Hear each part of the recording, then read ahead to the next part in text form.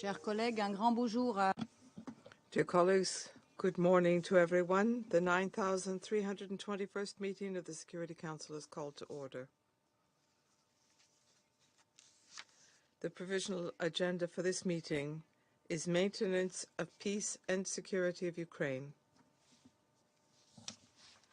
The agenda is adopted. In accordance with Rule 37 of the Council's Provisional Rules of Procedure, I invite the representatives of Denmark, Lithuania, Poland, Romania, and Ukraine to participate in this meeting. It is so decided.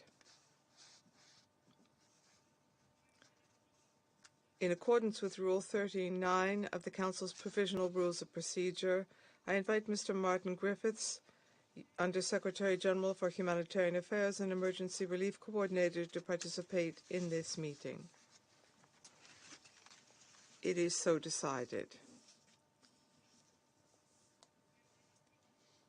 In accordance with Rule 39 of the Council's Provisional Rules of Procedure, I also invite His Excellency Mr. Olaf Skog, Head of the Delegation of the European Union to the United Nations, to participate in this meeting.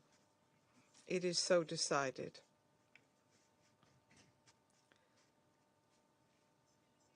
The Security Council will now begin its consideration of item 2 of the agenda. I now give the floor to Mr. Martin Griffiths. Madam President, thank you very much indeed, and I'm speaking to you from Geneva. When I last spoke to the Council about the situation in Ukraine in March, I highlighted then the humanitarian impact of the full-scale war, not only on the people of Ukraine, but on the wider world already struggling with a myriad of shocks. In that context, at that time, I emphasized the overwhelming need for a political solution to the war on Ukraine, and indeed peace, to be returned to its people.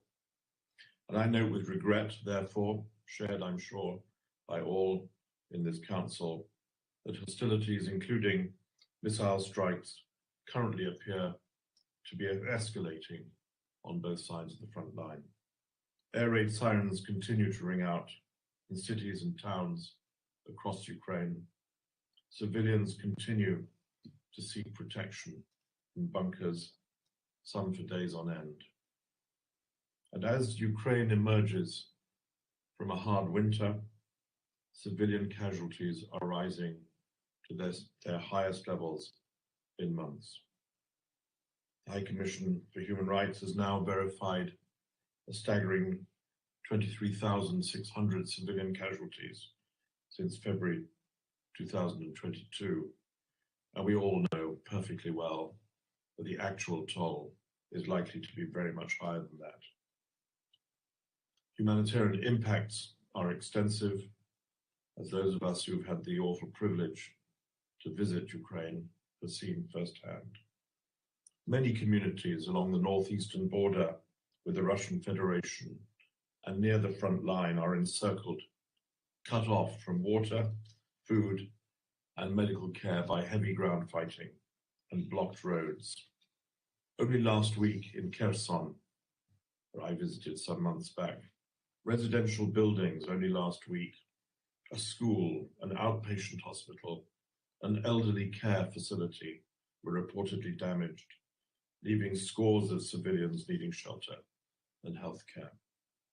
The missile strikes in Odessa hit a humanitarian storage warehouse.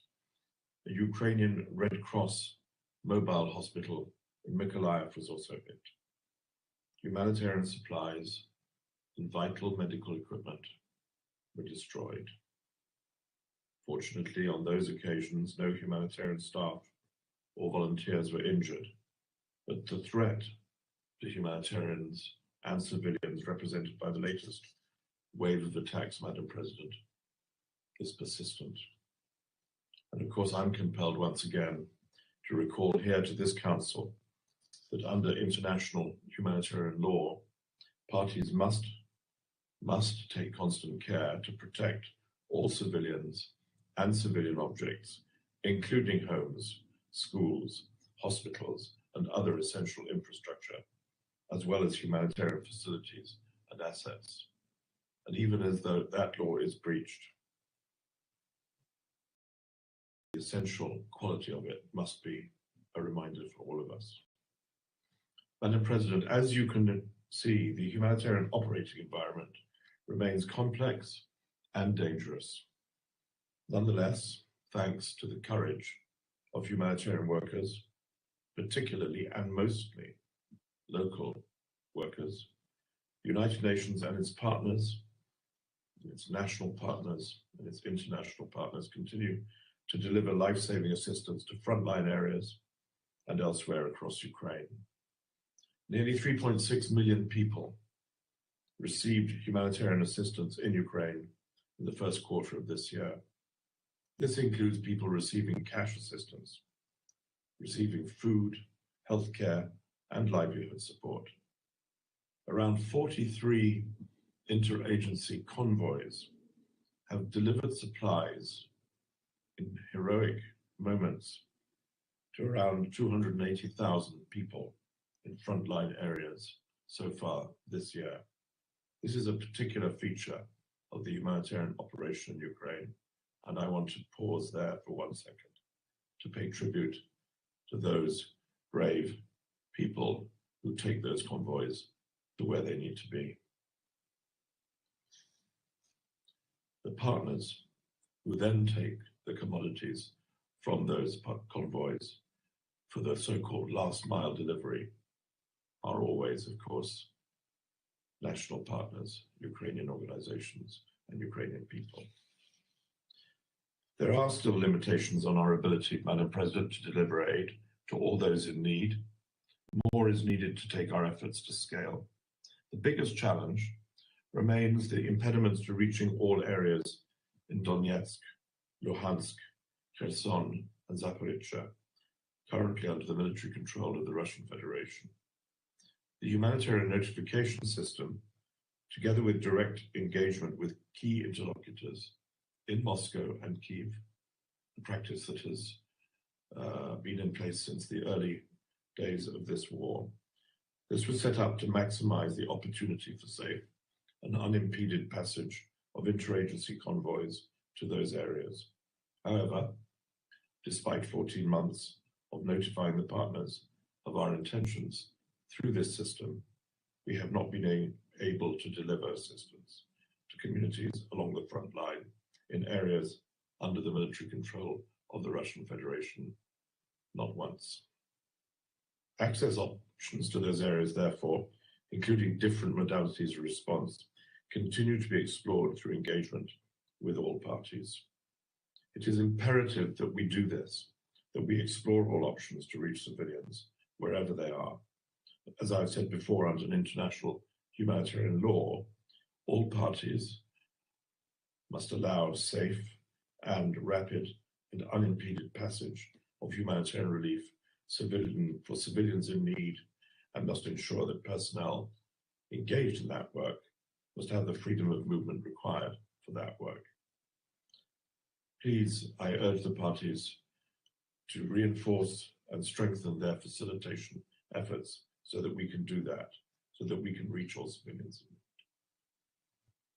Madam President, food exported under the Black Sea Initiative and food and fertilizer exports from the Russian Federation continue to make a crucial contribution to food security at a global level.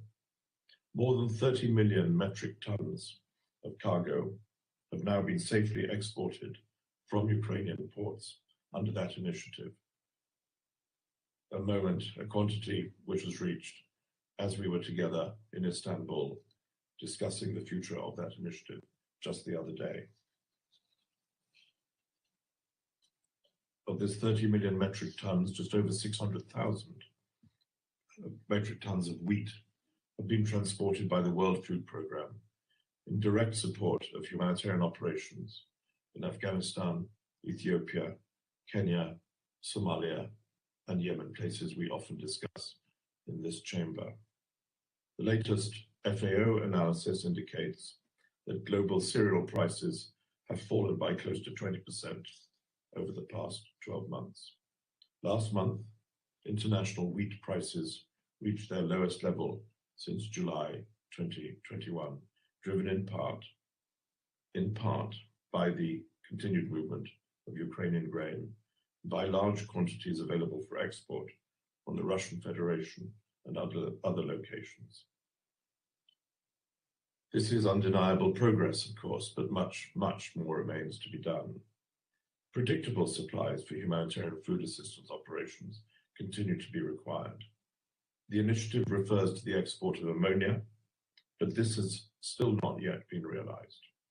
Over the past month, we have also, unfortunately, seen a reduction in the volumes of exports moving out of Ukraine's Black Sea ports due to challenging dynamics within the Joint Coordination Center set up by that agreement of 22nd of July last year in Istanbul, and thus a related slowdown in operations. In recent weeks, and last week in particular, we have engaged in intensive discussions with the parties to the Black Sea Initiative to secure agreement on its extension and the improvements needed for it to operate effectively and predictably.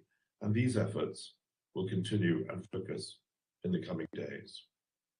In parallel, I pay tribute to Rebecca Greenspan and her team, and to Rebecca's leadership, who have continued to deliver a wide range of support with concrete results under the Memorandum of Understanding between the United Nations and the Russian Federation on the facilitation of Russian food and fertilizer exports, so important for international global food security.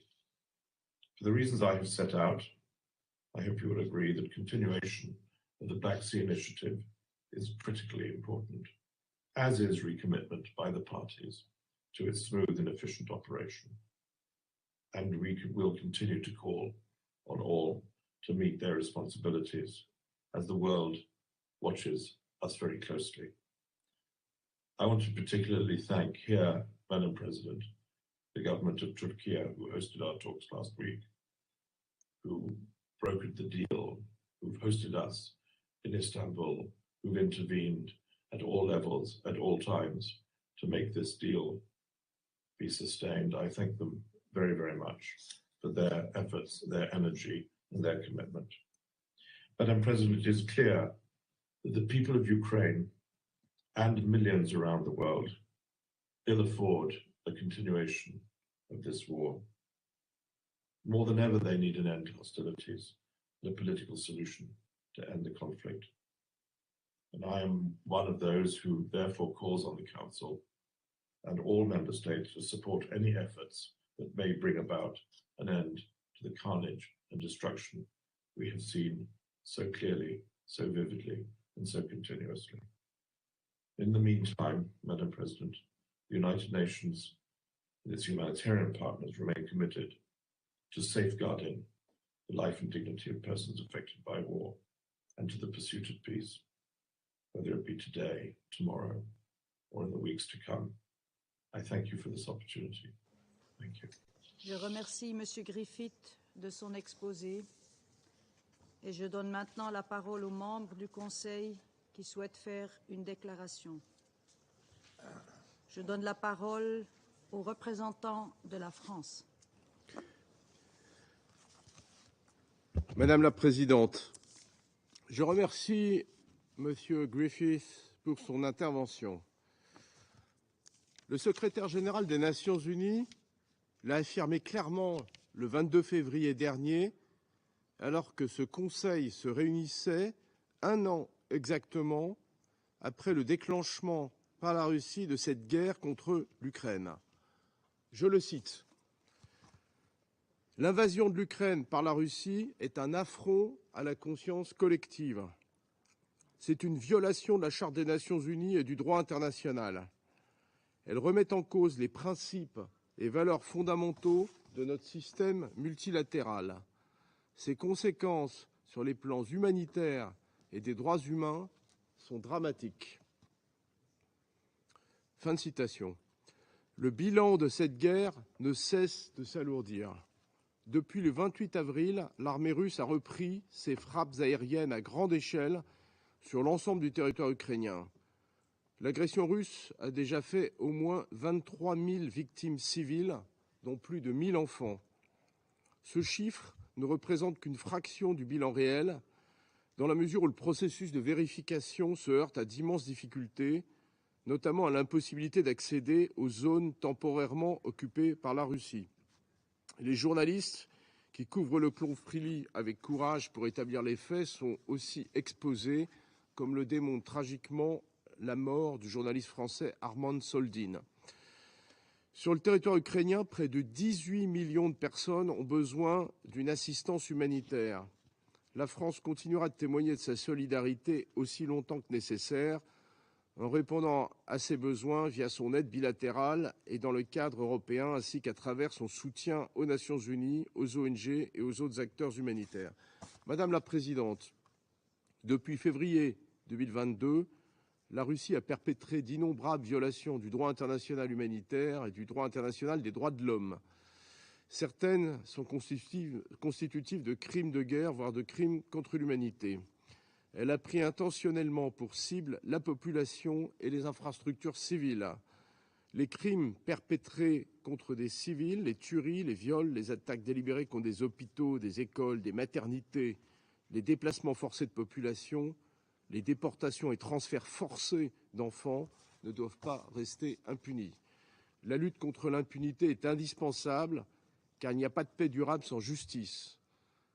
La France est résolument engagée pour que les responsables des exactions massives répondent de leurs actes et soient traduits en justice. Elle a récemment fait don d'un deuxième laboratoire mobile d'analyse ADN à l'Ukraine pour faciliter la documentation de ces crimes. Madame la Présidente, la guerre d'agression russe contre l'Ukraine a sur ce pays et sur le monde des répercussions négatives considérables dont la Russie porte seule l'entière responsabilité. En envahissant l'Ukraine, la Russie a aggravé l'insécurité et la malnutrition mondiale. En restreignant les exportations maritimes via la mer Noire, la Russie a choisi d'exploiter les vulnérabilités de certains pays aux fluctuations des marchés des céréales. Nous appelons la Russie à ne pas faire obstacle au prolongement de l'initiative céréalière de la mer Noire qui bénéficie aux populations les plus vulnérables. La France continuera, avec ses partenaires européens, à intensifier son action pour réduire les risques d'insécurité alimentaire. Elle le fera notamment à travers les corridors de solidarité de l'Union européenne qui ont permis jusqu'ici l'exportation par voies fluviales et terrestres de plus de 32 millions de tonnes de céréales et autres produits alimentaires. Madame la Présidente, je conclurai en citant à nouveau le secrétaire général des Nations Unies, qui n'a eu de cesse de rappeler que la charte était claire et la position de l'organisation sans équivoque. La guerre que mène la Russie, je cite, n'a pas de place dans le monde moderne. Elle ne doit pas être acceptée. Il est grand temps de s'éloigner du précipice. Fin de citation. Nous savons qu'une paix juste et durable doit être fondée sur la Charte des Nations Unies et sur le droit international. La France continuera de se tenir aux côtés de l'Ukraine pour parvenir à celle-ci. Je vous remercie. Je remercie le représentant de la France de sa déclaration et je passe maintenant la parole au représentant de l'Équateur. Le agradezco, señora presidenta, por haber convocado esta sesión a pedido de Francia y el Ecuador. Agradezco también al secretario general adjunto de Asuntos Humanitarios y coordinador del socorro de emergencia, señor Martin Griffiths, por su exposición informativa. Reitero además el reconocimiento de mi delegación por la valiosa labor de OCHA en el terreno y asimismo reconozco los esfuerzos de ACNUR, el CICR y las organizaciones humanitarias en medio de un contexto de máximo riesgo. Llamamos a la Federación Rusa a que facilite los accesos seguros en los territorios que tiene control temporal, como ha mencionado el señor Griffith. Con una quincena de millones de personas en situación de movilidad entre refugiados y desplazados internos, las condiciones humanitarias se siguen deteriorando y las necesidades crecen debido a la continuación de las hostilidades. Esta situación de desplazamiento afecta principalmente a las mujeres y niñas, que son las más expuestas a la violencia y abusos, incluyendo la violencia sexual.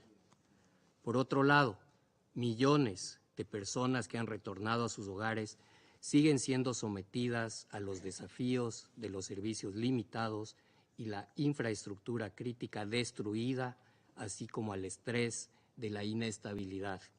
Nos aflige, además, que las víctimas civiles sigan aumentando, con cifras que dan cuenta de miles de fallecidos y heridos, como también nos ha referido el señor Griffith hace unos momentos. Insistimos en la necesidad de que las partes respeten irrestrictamente sus obligaciones que derivan del derecho internacional humanitario. Reiteramos además la urgencia de poner fin al uso de explosivos en zonas pobladas y deploramos que las armas explosivas con amplia área de impacto sean la causa del 92.5% de las víctimas civiles en Ucrania. También nos preocupa la contaminación por minas y remanentes de explosivos. Con por lo menos 700 instalaciones de infraestructura crítica dañada o destruida por la guerra, deploramos que la nueva escalada de ataques y bombardeos en las últimas semanas precarice aún más el acceso a los servicios básicos y afecte especialmente a las mujeres, niñas y niños. Nos preocupa la grave crisis humanitaria que están soportando miles de civiles por los intensos combates en Marinka, Vuhledar y Kurahove en la provincia ucraniana de Donetsk. Expresamos nuestras condolencias a Francia por la muerte del periodista francés Armand Soldin de la agencia AFP el pasado 9 de mayo en la cercanía de Bakhmut, en el este de Ucrania, como consecuencia de las hostilidades con misiles. Esto suma a la tragedia que el conflicto ha significado también para el periodismo. Reconocemos el rol significativo de los reporteros en la documentación y difusión de la realidad de la guerra.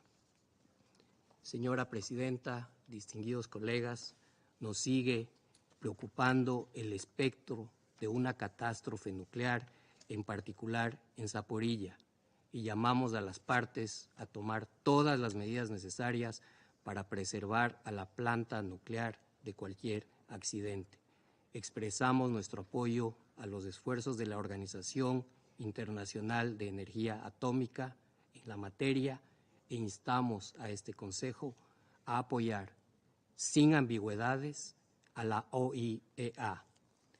La próxima semana conmemoraremos el 5º aniversario de la resolución 2417, con la cual este Consejo instó a todas las partes a garantizar el buen funcionamiento de los sistemas y los mercados de alimentación en situaciones de conflicto armado, a la vez que insistió a todas las partes a proteger a los civiles y los bienes necesarios para la producción y distribución de alimentos. Por otro lado, seguimos lamentando el impacto de esa agresión militar sobre la seguridad alimentaria global.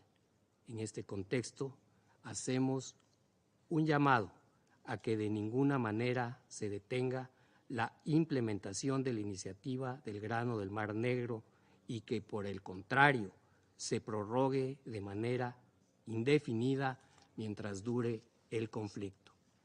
Finalmente, insistimos en la necesidad de que este Consejo y sus miembros se guíen por las resoluciones adoptadas en el período extraordinario de sesiones de emergencia de la Asamblea General y reiteramos nuestra convicción de que urge un proceso de paz basado en el respeto irrestricto de la soberanía, integridad territorial e independencia política de Ucrania, con miras a avanzar hacia la reconstrucción y las reparaciones de conformidad con el derecho internacional. Muchas gracias. Je remercie le représentant de l'Équateur de sa déclaration et je passe maintenant la parole au représentant de l'Albanie. Merci, Madame la Présidente. I thank USG Griffiths for his update. We pay tribute to his efforts and work, as well as of the entire OCHA team, to meet the humanitarian needs in Ukraine and elsewhere to alleviate the suffering of people everywhere.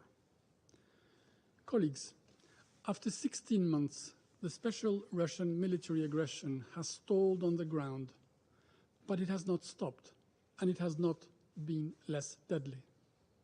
Beyond casualties and destruction along the front lines, missiles and illegally acquired drones continue their deadly attacks against innocent civilians, their homes, and civilian infrastructure.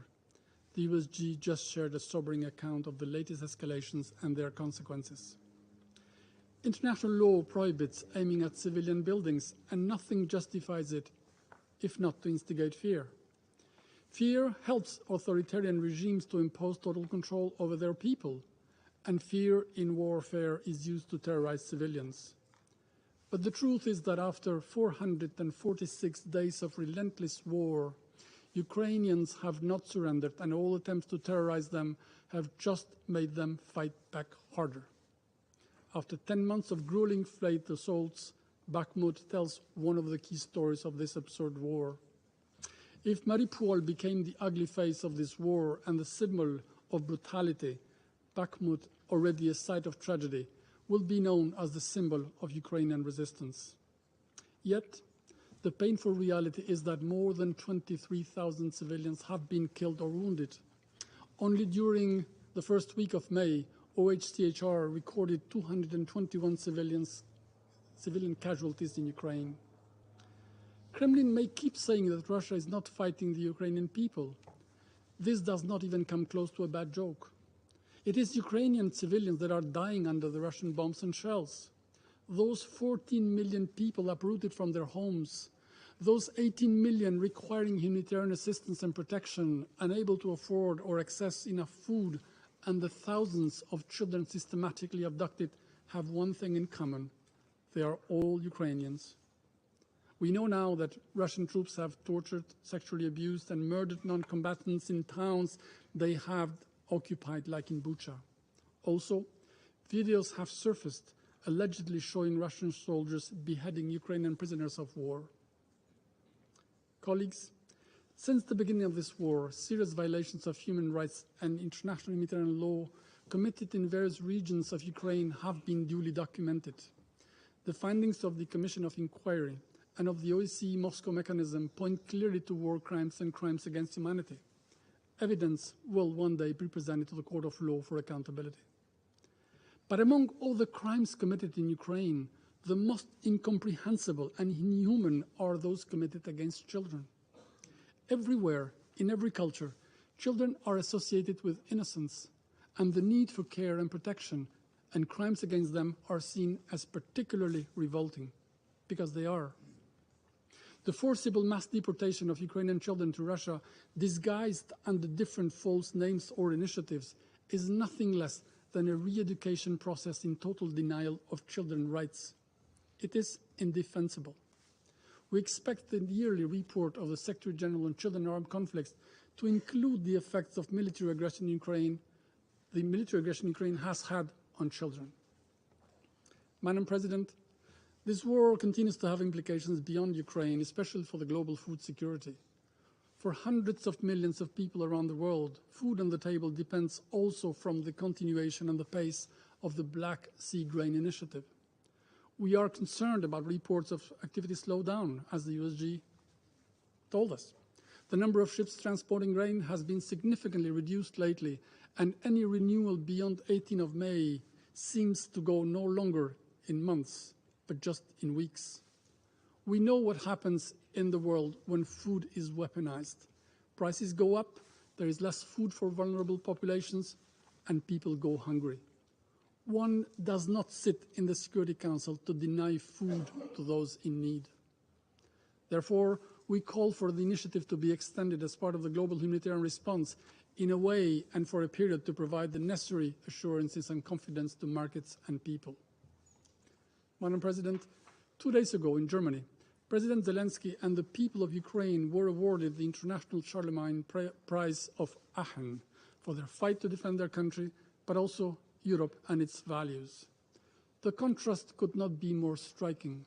A leader defending its country and its people, fighting for independence, is welcomed, honored, respected, and revered everywhere. Another one, the author of the worst security crisis in Europe for decades, is under arrest warrant by international justice. Colleagues, there is never a bad time to stop a war, especially one that should not have started. Russia must understand that it cannot have its way in Ukraine and that it cannot decide for its people and their future. It would far better be to unconditionally, completely, and immediately withdraw from Ukraine, respect its internationally recognized borders. Until this is done, and until reason has prevailed, we will continue to stand in full solidarity with the government and people of Ukraine in the defense of their nation, their land, and our shared values. Je vous remercie. Je remercie le représentant de l'Albanie de sa déclaration et je passe maintenant la parole au représentant du Mozambique. Madam President, Mozambique thanks Under Secretary General Martin Griffiths for his update. We commend him and his team for their noble and tireless work worldwide. I wish to acknowledge the presence in this session of His Excellency the Permanent Representative of Ukraine. Madam President, according to the Global Humanitarian Overview 2023, published by OCHA, and I quote, "This year, grinding conflict, the deadly climate crisis, and health epidemics, including cholera and COVID-19, caused record levels of hunger and displacement, worsened poverty, and put equality for women and girls increasingly out of reach. As a result, 1 out of every 23 people worldwide now needs humanitarian relief, more than double the percentage just 4 years ago." End of quote. This is a bleak and terrible scenario, and it is heartbreaking to know that conflicts remain the major driver of humanitarian crisis, and more so in Ukraine. The humanitarian action is an imperative that aims to better address the demands of those in need, particularly in terms of protection and assistance. Madam President, notwithstanding all existing international legal framework that govern the protection of civilians, including the humanitarian dimension, guaranteeing effective protection of civilians in conflicts remains a formidable challenge. It is our principal position that humanitarian work must be given a high priority. In this context, we call on the parties in Ukraine to take urgent measures that can allow for an environment conducive to conditions for aid distribution, safeguards of aid delivery, reconstruction, and fostering long-term peace and reconciliation in the country. We reiterate our urgent call for the belligerent parties to immediately return to direct negotiations conducted in good faith. We believe that peace initiatives put forward by a number of states, including member states of this Council, should be given a chance. Political settlement is the right way to address humanitarian problems. In this context, we agree with ESG Griffiths that the Black Sea Grain Initiative is critically important. We therefore call for the Black Sea Grain Initiative, which is due to expire this week, to be renewed, improved, and expanded in line with the findings of the Secretary General's Global Crisis Response Group on food, energy, and finance. And I thank you, President. Je remercie le représentant du Mozambique et je passe la parole au représentant de la Fédération de la Russie. Госпожа председатель, в начале нашего выступления хотели бы отметить лицемерную подоплеку созыва сегодняшнего заседания Совета Безопасности по гуманитарной ситуации на Украине. В апреле встреч по этой теме не было целый месяц, и никакого интереса к обстановке в этой стране делегации Франции и Эквадора, равно как и другие западные делегации, не проявляли. Зато сегодня мы видим, как члены Евросоюза буквально выстроились в ряд, чтобы для галочки на камеру зачитать свои сделанные под копирку тезисы. Это еще одна наглядная иллюстрация того, что никакой искренней озабоченности судьбами людей, проживающих на территории Украины, а тем более на освобожденных территориях Донбасса, за этими действиями не стоит. Как не волновала западная делегация положение простых людей там с 2014 года. Мы не услышим сегодня сожаления о том, что 28 апреля украинские формирования совершили очередной чудовищный обстрел Донецка. Под целенаправленный удар артиллерии попал рейсовый автобус с людьми. Он сгорел дотла, погибло 9 человек, в том числе ребенок. Экспертиза показала, что обстрел был совершен с использованием осколочно-фугасных ракет для РСЗО, произведенных в Словакии.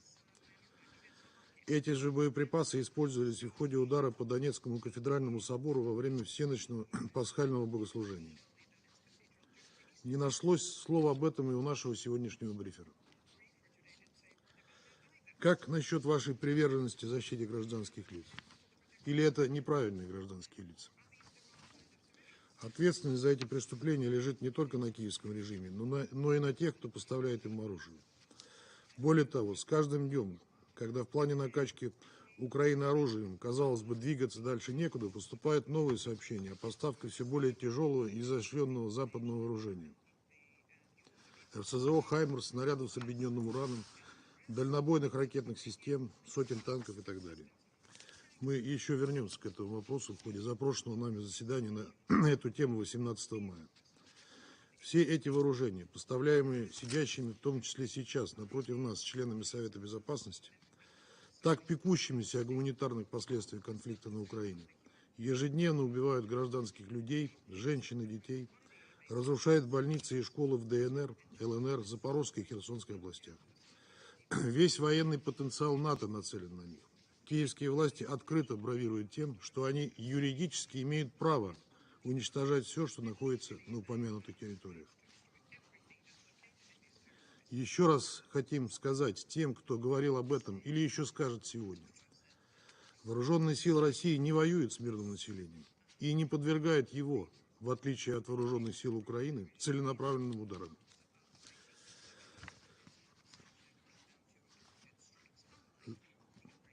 Западные страны широко известны своей любовью к теме борьбы с безнаказанностью, особенно если это не касается их собственных преступлений. Они полагают, что им сошли с рук миллионы убитых гражданских лиц в Афганистане, Ираке, Ливии, других странах. Уверены, что в один прекрасный день ответственность за содеянное их настигнет. И никакие угрозы с санкциями в адрес судей, как это было в случае с расследованием по военным преступлениям США в Афганистане, запугивание свидетелей и журналистов-разоблачителей, замалчивание фактов не помогут. Уже сейчас мы видим неприятие развивающимися странами, занимающими нейтральную позицию по Украине, оказываемого на них давление. Уверены в том, что им надоело оправдываться за каждый свой шаг или слова с призывом к миру. На днях Анна-Лена Бербак сказала, что возможные поставки вооружений третьими странами России неприемлемы, поскольку могут быть приравнены к участию в конфликте. А как быть с тем, что сейчас вся военная машина Запада работает на поддержание войны? Это очередное чистосердечное признание прямого участия Запада в конфликте. При попустительстве западных покровителей Киев не гнушается и откровенно террористическими методами. В ряду его преступлений теракт на Крымском мосту, убийство журналистов Дарьи Дугиной, Максима Фомина, покушение на Захара Прилепина, в результате которого погиб его товарищ Александр Шубин. 3 мая ФСБ России сообщили о пресечении подготовки покушения на руководителя Республики Крым, которым занималась разведка Минобороны Украины. Глава разведки Кирилл Буданов прямо заявил о готовности убивать россиян по всему миру. А Государственное информационное агентство Украины УНИАН после покушения на Захара Прилепина опубликовало опрос, кого из российских деятелей следует уничтожить следующим. Что это, если не открытое подстрекательство к терроризму? Как вообще могут мириться с этим жители Франции, США и других стран, которые знают о терактах не понаслышке? Как могут молчать об этом генеральный секретарь и представители других международных организаций? Госпожа председатель, сегодня мы много услышим о солидарности западного сообщества с Украиной и готовности оказывать ей поддержку до конца. Однако необходимо понимать, что эта поддержка и ведет Украину к этому самому концу. Внешний долг в 2022 году вырос до рекордных 132 миллиардов долларов или 89% ВВП. По прогнозам, в конце текущего года он превысит 100%. Баснословные средства, выделяемые Украине по линии МВФ, ЕС, а также Вашингтона, вгоняют эту страну в долговую яму. Вся эта солидарность отнюдь не бесплатна, и возвращать долги придется простым украинцам. А пока капитал поступает в страну, как мы понимаем, заниматься его распределением будет американская финансовая компания BlackRock, с которой Киев буквально на днях заключил соглашение о запуске Фонда развития Украины.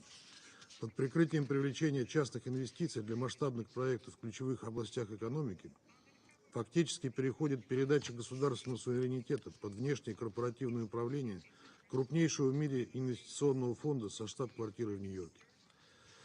Ранее мы также говорили в Совете о том, что за последние 10 лет количество украинских пахотных земель, перешедших под контроль прежде всего американских агропромышленных ТНК, превысило 4 миллиона гектаров. И то продовольствие, которое экспортировалось с Украины в рамках Черноморской инициативы, как мы теперь знаем, шло не на нужды голодающих стран, а на коммерческие поставки. Свои интересы Запад всегда ставит на первое место. Поэтому, по сути, мы наблюдаем очередной круговорот американских денег в природе. Большая часть из них вернется на счета западных корпораций, а часть осядет на офшорных счетах украинских и американских чиновников. Что-то, может быть, даже не поместится в багаж так называемых украинских лидеров, когда они будут спешно покидать страну, как это было с бывшим президентом Афганистана Гани. Не отстают по уровню цинизма европейские страны. Когда речь зашла о благополучии аграриев из стран Евросоюза, политические лозунги уступили место объективному анализу. В апреле этого года государства, которые в результате так называемых коридоров солидарности оказались затоварены украинской сельхозпродукцией, пошли на крайние меры. Был введен односторонний запрет на ввоз, а в некоторых случаях и просто на транзит через их территорию зерновых и других агротоваров из Украины. Бесспорный факт оседания внутри Евросоюза значительной части украинского продовольствия, изначально предназначенного якобы для отправки в страны глобального юга, является ярким примером подлинной сущности громких гуманитарных инициатив Брюсселя. Напомним, что запуск коридоров солидарности сопровождался дополнительными мерами по либерализации украинского экспорта в Евросоюз, которые значительно облегчили допуск продукции с Украины именно на внутриевропейский рынок, а не на рынке развивающихся государств. Госпожа председатель, Россия со всей ответственностью подходит к продовольственной ситуации в мире. Несмотря на то, что глобальные проблемы в области продовольственной безопасности появились задолго до начала специальной военной операции, были следствием безответственной финансово-кредитной политики стран Запада и усугубились в ходе пандемии, 22 июля 2022 года мы позитивно отреагировали на инициативу генерального секретаря, главной целью которой было облегчение ситуации с продовольствием и удобрениями в развивающихся странах. Была заключена пакетная сделка по вывозу продовольствия и аммиака из черноморских портов Украины и разблокированию экспорта зерновых и удобрений из России. Однако все пошло не по согласованному плану. По состоянию на 4 мая 40% всей продукции, вывезенной по морскому гуманитарному коридору, пошло в страны Евросоюза. Доля беднейших стран в таких закупках не дотягивает и до 3%. Без малого год сельхоззапасы Украины истощает и без того сытый Запад. Только с 18 марта, начала третьего этапа действия Черноморской инициативы, поставки продовольствия в страны Африки выросли на 54% по сравнению со второй фазой. И это стало возможным исключительно благодаря настойчивым усилиям российской команды в совместном координационном центре в Стамбуле, единственной боровшейся даже с ООНовцами на предмет приоритетного рассмотрения заявок судов, направляющихся на африканский континент. Экспорт аммиака должен был быть запущен параллельно с вывозом зерновых. Однако этого так и не произошло. Украинская сторона в СКЦ все это время отказывалась даже обсуждать вопрос разблокировки аммиакопровода Тольятти-Одесса, прописанного в соответствующем трехстороннем соглашении, выдвигала все новые условия, не прописанные в Черноморской инициативе. Уже без малого год мы не видим ни малейших подвижек в рамках второй части пакетной сделки Гутерреша меморандум России и ООН. Основной российский банк, Россельхозбанк, заточенный исключительно на финансовые расчеты по экспортным сельхозоперациям, остается под санкциями. Разовые транзакции, которые нам так щедро обещают в Вашингтоне и Брюсселе, просто смехотворны, когда их подают как действенное решение проблемы. Предложенный генеральным секретарем ООН пакет работает только в части, касающейся обслуживания украинского коммерческого экспорта. Российские сельхозпоставки продолжают эффективно блокироваться западными санкциями, без каких-либо перспектив по их облегчению для якобы неподсанкционных удобрений продовольствия. По сути, Соединенные Штаты и их сателлиты с присущим им менторством насаждают тезис о том, что мир нуждается в украинской кормовой кукурузе, а это 70% экспорта. Больше, чем в российских пшенице и удобрениях. Как известно, на прошлой неделе в Стамбуле прошли четырехсторонние переговоры высокого уровня по рассмотрению дальнейшей судьбы Черноморской инициативы. Контакты на этот счет продолжаются. Но мы хотели бы напомнить, что еще в марте при очередном ее продлении мы говорили об отсутствии прогресса по 5 системным проблемам, блокирующим российские агропоставки. Благодарю вас. Je remercie le représentant de la Fédération de Russie et je passe maintenant la parole au représentant du Japon. Madam President, I thank Mr. Martin Griffiths for his insightful briefing. It is with profound concern that we continue to witness Russia's ongoing aggression against Ukraine, constituting a flagrant violation of international law, including the UN Charter. Russia should stop the war they started. Japan denounces Russia's attacks on civilian infrastructure and urban centers across Ukraine. The attacks on housing complexes, hospitals, schools, energy facilities, and other essential installations for life jeopardizes the welfare and future of the Ukrainian people. We once again recall that indiscriminate attack on innocent civilian population constitute a war crime. There must be no impunity for war crimes and other acts of atrocities. Russia must be held accountable.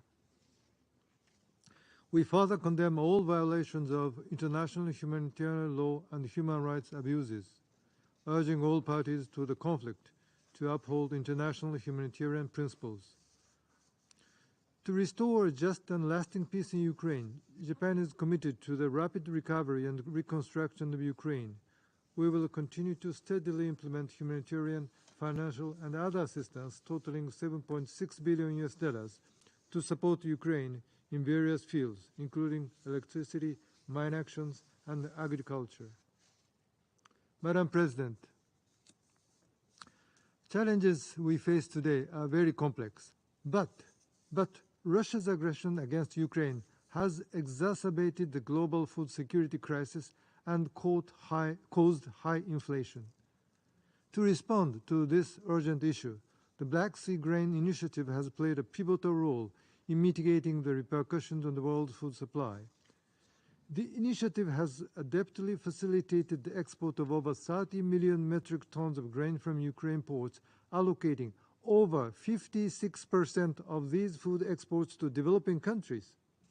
Consequently, the initiative has not only contributed to the reduction of global food prices, but also provided essential support to those severely affected by the war, particularly in developing countries. Japan commends the unwavering dedication of the Secretary General, Mr. Griffiths, and Ms. Greenspan to upholding the initiative's continuity and integrity. We also extend our appreciation to the government of Turkey for their diplomatic and operational assistance to the initiative. In line with efforts to prevent further deterioration of food crisis, Japan actively contributes to providing emergency food assistance and enhancing the resilience of the international community, including vulnerable member states, and has so far committed over $250 million of assistance. It is truly regrettable that Russia opposed to a 120-day automatic extension of the initiative in March. It is also deeply concerning that since May the 1st, the JCC inspection rate has dropped significantly, indicating not only Russia's unwillingness to facilitate inspections and the movements of ships, but also the intention to suspend the initiative. The prospect of suspension is alarming, as it disregards the potential catastrophic consequences for global food supplies. To avert global hunger and tackle food insecurity, we must ensure the safe and smooth passage of vessels transporting grains, related foodstuffs, and fertilizers from designated Ukrainian ports by sustaining the initiative's operations. Japan calls on all relevant parties, particularly Russia, to act responsibly to ensure the continuation of the initiative. Madam President, the anguish endured by Ukraine and the subsequent strain on global food security must cease. Japan reaffirms its unwavering dedication to providing comprehensive support and standing in solidarity with the people of Ukraine. We pledge to continue our endeavors to secure global food supplies, thereby contributing to stabilizing global markets, preventing poverty, containing social instability, and maintenance of international peace and security. I thank you. Je remercie le représentant du Japon et je passe la parole au représentant du Gabon.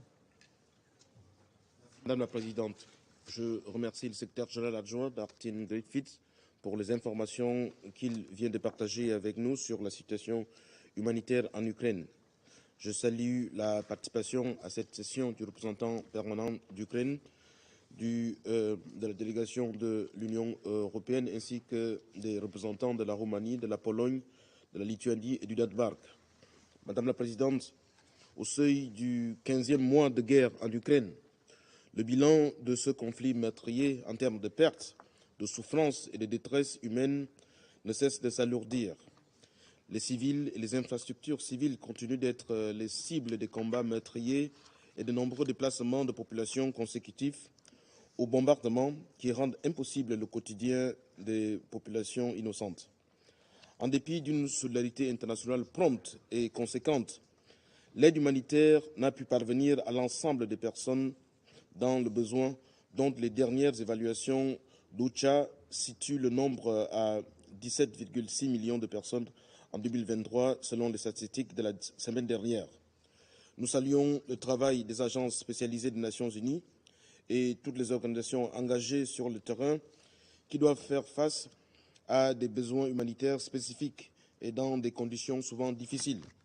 Nous reconnaissons leurs efforts pour pourvoir aux secours urgents consécutifs au bombardement, mais aussi à l'assistance multiforme dont les populations ont quotidiennement besoin dans leur exode ou dans les lieux d'accueil.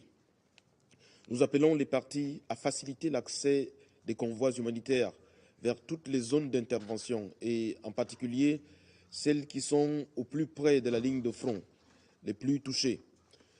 Les personnes qui ne prennent pas part au combat, et en particulier les personnes vulnérables comme les enfants, les personnes malades ou les personnes âgées, doivent pouvoir accéder aux services essentiels tels que l'eau, l'électricité ou les médicaments. Nous réitérons notre appel constant aux belligérants à respecter leurs obligations en vertu du droit international humanitaire, à ne pas cibler les infrastructures essentielles et les populations civiles et à s'abstenir d'utiliser des armes dont les effets indiscriminés infligent des souffrances inutiles aux civils ou peuvent induire une menace durable pour ces derniers, notamment par leurs effets sur l'environnement. Nous soulignons en particulier la nécessité pour les belligérants de s'abstenir de recourir aux mines ou aux armes à sous-munitions ou autres armes téléguidées et à prendre le maximum de précautions en vue de minimiser leurs effets sur les civils et en particulier les femmes, les enfants et les personnes les plus vulnérables. Madame la Présidente, l'ampleur des défis sécuritaires qui se juxtaposent dans plusieurs foyers de tension met à rude épreuve l'élan de solidarité internationale et complexifie la mobilisation humanitaire. Le HCR alerte contre des pénuries de nourriture, d'eau et de médicaments dont les effets peuvent être catastrophiques s'ils ne sont pas très vite endigués. Quant aux besoins de financement du plan d'intervention rapide de la FAO pour l'année 2023 en Ukraine, il est évalué à 205 millions de dollars américains. Dans ce contexte, économique mondiale fortement impactée par la multiplicité des crises, par la résurgence d'autres conflits armés, par le durcissement de la crise humanitaire, notamment en lien avec l'insécurité alimentaire galopante, l'équation paraît avoir plus pour seule issue pertinente d'investir dans le dialogue afin de trouver une solution diplomatique et politique en vue de mettre fin à la guerre. Le prix à payer, aussi bien en vie humaine qu'en reconstruction matérielle, est trop lourd et chaque jour de guerre ne fera qu'augmenter la facture. Mon pays continue et demeure convaincu, mon pays demeure convaincu que la paix et la coexistence pacifique découleront de négociations de bonne foi entre l'ensemble des parties. L'accord sur les céréales et celui relatif à l'échange de prisonniers de guerre confortent notre conviction. Nous demeurons attentifs et prêts à encourager toute initiative de règlement de conflit par les canaux diplomatiques. Mon pays reste du côté de la recherche des solutions viables qui permettent de régler durablement le conflit et parvenir à la paix, et appelle les parties à s'investir dans des négociations de bonne foi en vue de mettre fin à la guerre meurtrière en Ukraine. Je vous remercie. Je remercie le représentant du Gabon et je passe la parole à la représentante du Ghana. Thank you. Madam President, we are grateful to you as well as France and Ecuador for convening this meeting. We are also grateful to USG Martin Griffiths for his informative briefing. It is regrettable that the war on Ukraine is continuing in a manner that puts at risk the lives of innocent civilians as several cities and towns continue to come under the heavy bombardment of military artillery. For several weeks, intense fighting has held in areas such as Bakhmut, Mariupol, Lysychansk, Popasna, and Severodonetsk, where there are reports of numerous civilian casualties. Only in the first week of this month, OHCHR recorded 221 civilian casualties, with 58 persons killed and 163 injured, mostly by explosive weapons of wide area effects. As is often indicated in the briefings to the Council, these numbers are likely to be higher than those reported. While the casualties have reduced in comparison to previous months, we feel strongly that any civilian casualty is one too many for a war that ought not to have been fought at all.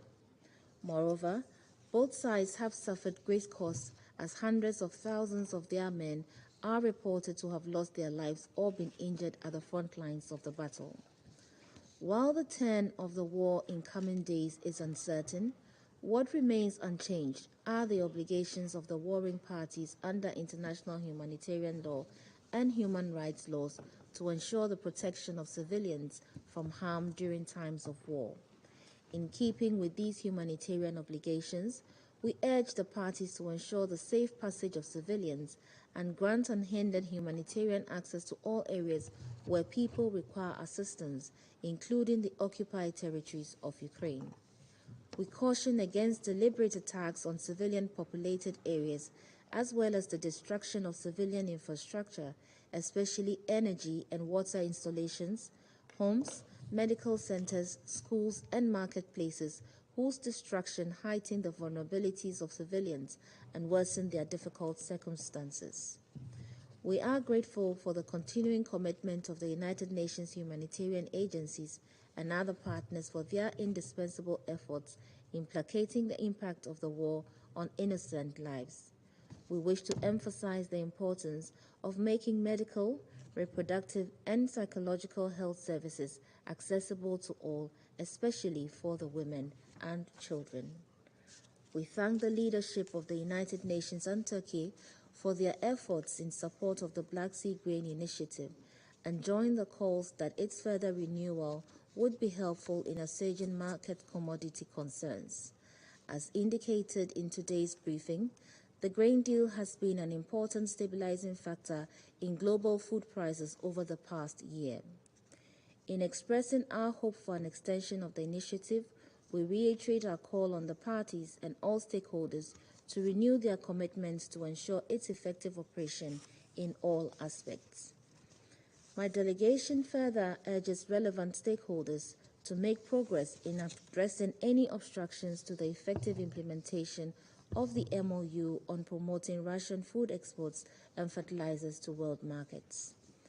Following the recent evacuation of settlements around the Zaporizhzhia nuclear power plant, an action that has heightened uncertainty among residents and also abroad, we share in the concerns raised about the staffing conditions at the plant and express our support for the ongoing consultations led by the IAEA to secure the protection of the power plant. We wish to reiterate the absolute necessity of nuclear safety and security in Ukraine, and further reiterate that there can be no winners in a nuclearized conflict. We therefore appeal for such capabilities not to be postured in the course of the conflict in the interest of all humanity. Madam President, we remain resolute in our view that the war on Ukraine cannot be won militarily, and that is why we continue to urge the international community to keep at the forefront of its efforts diplomatic interventions that can help to secure the immediate cessation of hostilities. We believe that it is already past time for the international community to have built on the international consensus for peace in Ukraine in working towards a credible pathway for a comprehensive political settlement in keeping with international law and the spirit of the Charter of the United Nations. We once again call on the Russian Federation to rethink its actions in line with our shared commitments for international peace and security, and to immediately and unconditionally withdraw its troops from the internationally recognized borders of Ukraine. In closing, I wish to reiterate Ghana's complete commitment to the sovereignty, political independence, and territorial integrity of Ukraine as we renew our support for all international humanitarian efforts in aid of the suffering people of Ukraine. I thank you. Je remercie la représentante du Ghana de sa déclaration et je passe maintenant la parole au représentant du Brésil. Thank you, Madam President. I thank the USG Martin Griffiths for his detailed briefing on the humanitarian situation in Ukraine and on the Black Sea Grain Initiative. We regret that the pursuit of military solution to the conflict continues to take an intolerable toll in human lives, like in the airstrikes early this month in Kyiv and other Ukrainian cities, and the increased fighting in Bakhmut just last week. We express our solidarity with the victims. We reiterate our call on all parties to respect and to respect humanitarian international law and the fundamental principles of distinction between combatants and civilians, of proportionality, precaution, necessity, and humanity. Parties must refrain from attacking critical civilian infrastructure. We also emphasize the need for unhindered humanitarian access to those in need, wherever they may be, and to ensure safe conditions for humanitarian personnel, including medical units and equipment. There must be no politicization of humanitarian message, nor selective application of international humanitarian law.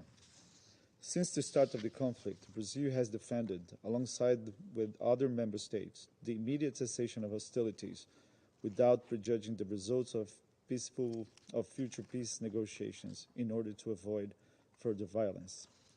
That remains our position. Efforts of other member states in this direction are encouraging. We take note of new appeals in favor of dialogue between the parties, which, in our view, is the only path towards sustainable peace.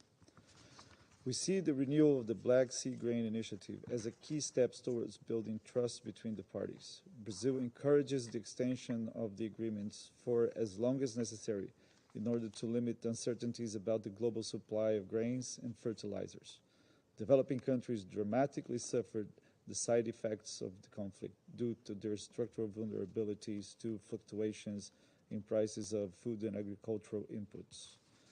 The success of the initiative is a collective responsibility. We encourage Russia and Ukraine to reach an understanding and urge other member states to avoid actions that go against the spirit of Istanbul agreements, including with regard to Russian exports of grains and fertilizers.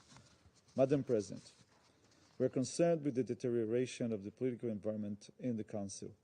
We around this table have different perspectives on the conflict's origins and on the way forward, but our understanding of basic international humanitarian law, norms and principles must be shared nevertheless.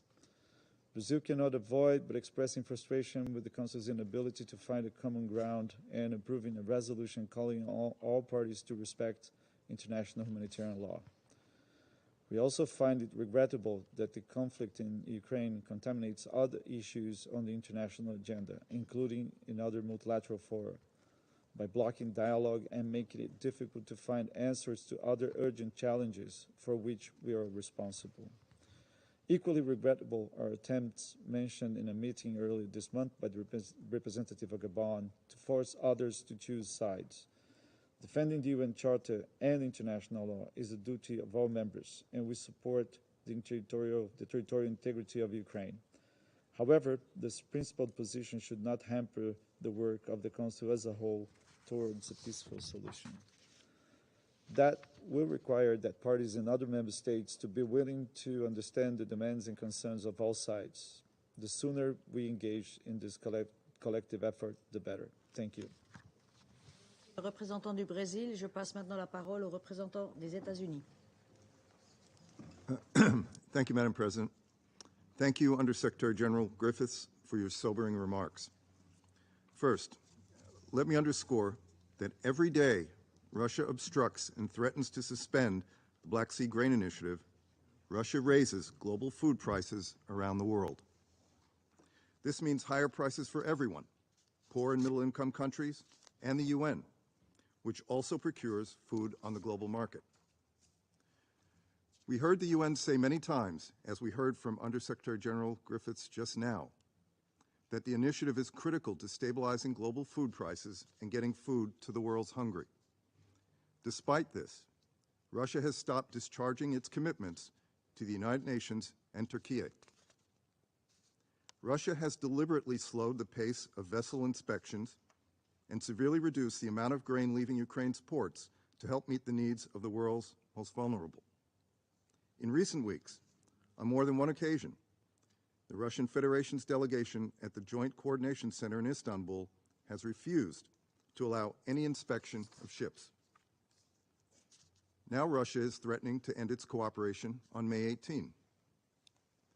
And while Russia keeps Ukrainian grain supplies from feeding the hungry, Russia is successfully exporting its own bumper crop of grain. The Russian government regularly cites the need to implement its MOU with the UN on the export of Russian food and fertilizers. In that very MOU, Russia committed to, quote, facilitate the unimpeded export of food, sunflower oil, and fertilizers, unquote, from Ukraine's Black Sea ports. Russia must implement its own commitments. Russia must stop holding global food security hostage to its cynical power plays and profit-taking. While we are all paying the increased price for Russia's actions, no one is paying more dearly than Ukraine.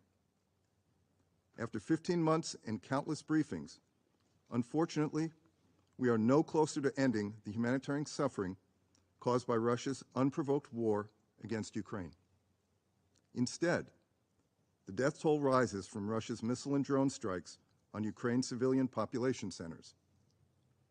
From May 1 through 4, Russia launched more than 145 airstrikes across Ukraine. That translates into an average of more than one missile, drone, or bomb every hour, 24 hours a day, 3 days straight. In just those 3 days alone, Russia's attacks have killed and injured more than 100 civilians, including at least 5 children.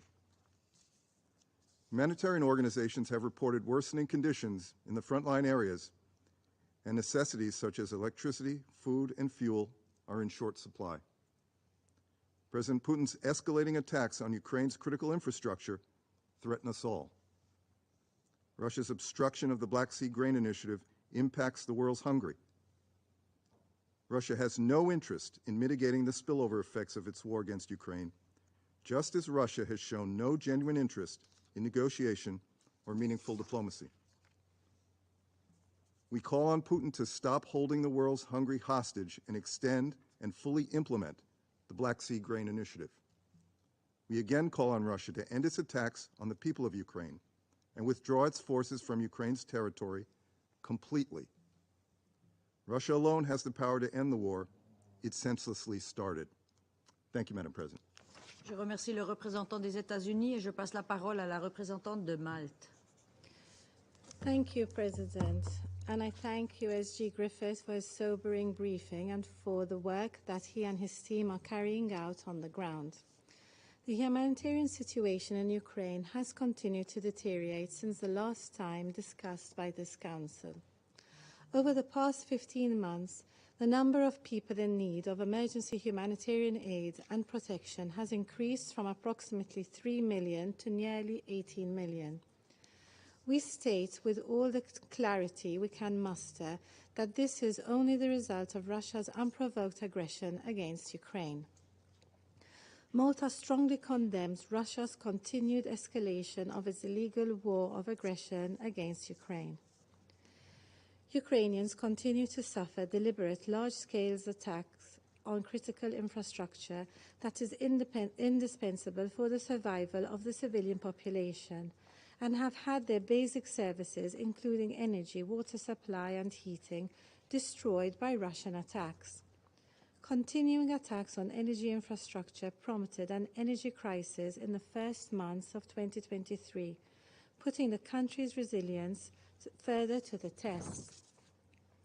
Russia has perpetrated indiscriminate killings of civilians, torture and other forms of cruel, inhumane and degrading treatment, sexual and gender-based violence, and abductions and forcible deportations of children. In doing so, it has willfully violated the rules-based international order. President, according to the recent report by the International Commission of Inquiry on Ukraine, the forced transfers and deportation of Ukrainian children to Russia or regions under Russian control are violations of international humanitarian law and amount to war crimes. These children must be promptly returned to Ukraine using technical assistance from international organizations.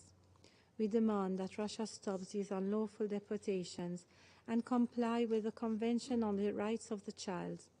We also welcome and encourage further efforts to ensure full accountability for all crimes committed by Russia against Ukraine and on Ukraine's territory. In light of this, we are supportive of the ongoing ICJ and ICC processes. Malta strongly believes that there can be no peace without justice. In this regard, Malta joined other state parties of the ICC in making a referral to the court on the situation in Ukraine and will continue its efforts to strengthen the cooperation between the ICC and the Security Council to keep investigating the Russian crime of aggression. Malta is a strong supporter of the ICC as a beacon of accountability.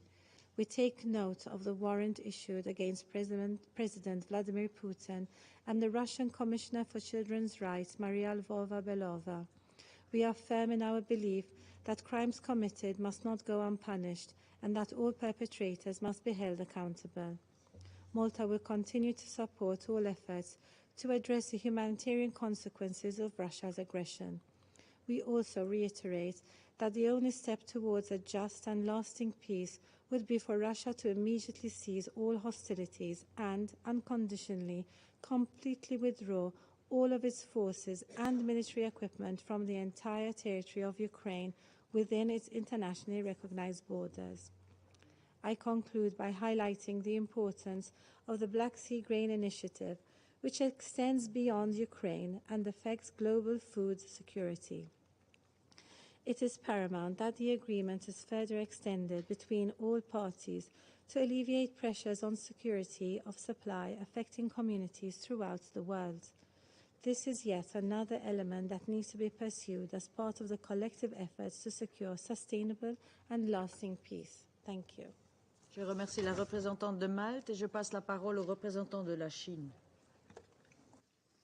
谢谢主席女士。主席女士，我感谢格里菲斯副秘书长刚才所做的通报。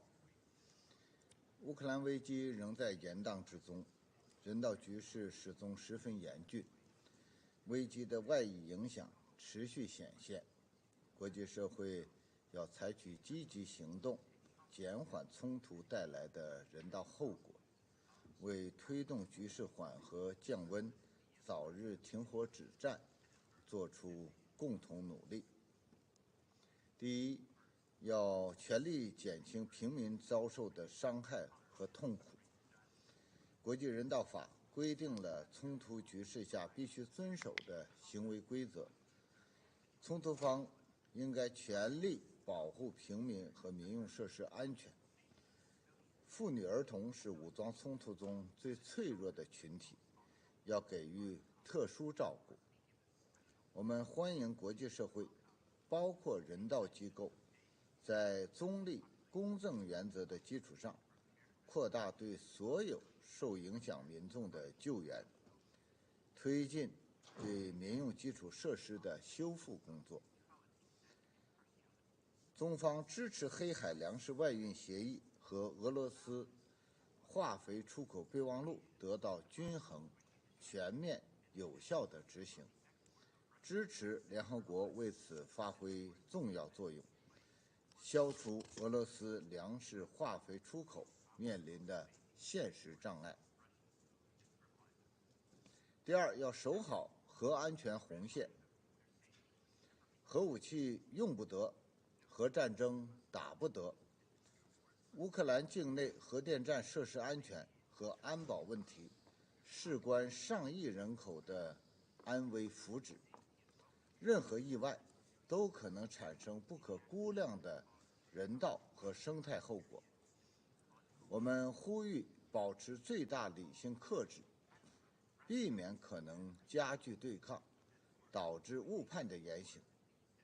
中方支持国际原子能机构总干事同俄乌双方保持沟通，为维护民用核设施的安全安保发挥重要作用。第三，要重视和管控冲突应对的外溢影响。世界经济正面临新的衰退风险，需要各国协调行动，共同维护全球粮食、能源、金融市场稳定。但是，单边制裁一轮接着一轮，长臂管辖越伸越长，不仅造成严重的人道主义后果，也破坏了全球产业链、供应链。美国等国家应该认真反思，力行力改，为发展中国家发展经济和改善民生创造条件，不要一边搞经济胁迫，另一边却炮制指责其他国家搞经济胁迫的叙事。单边制裁没有国际法依据，正在引发越来越多国家的反感和反对。需要指出的是，所谓基于规则的国际秩序，同样在法理和实践中存在很大问题，既不能成为美国等有关国家滥施单边制裁的借口，也得不到国际社会广泛支持和认同。第四，也是最根本的一点，要以最大的紧迫感推动政治解决危机。复杂问题没有简单答案，全面解决总要迈出第一步。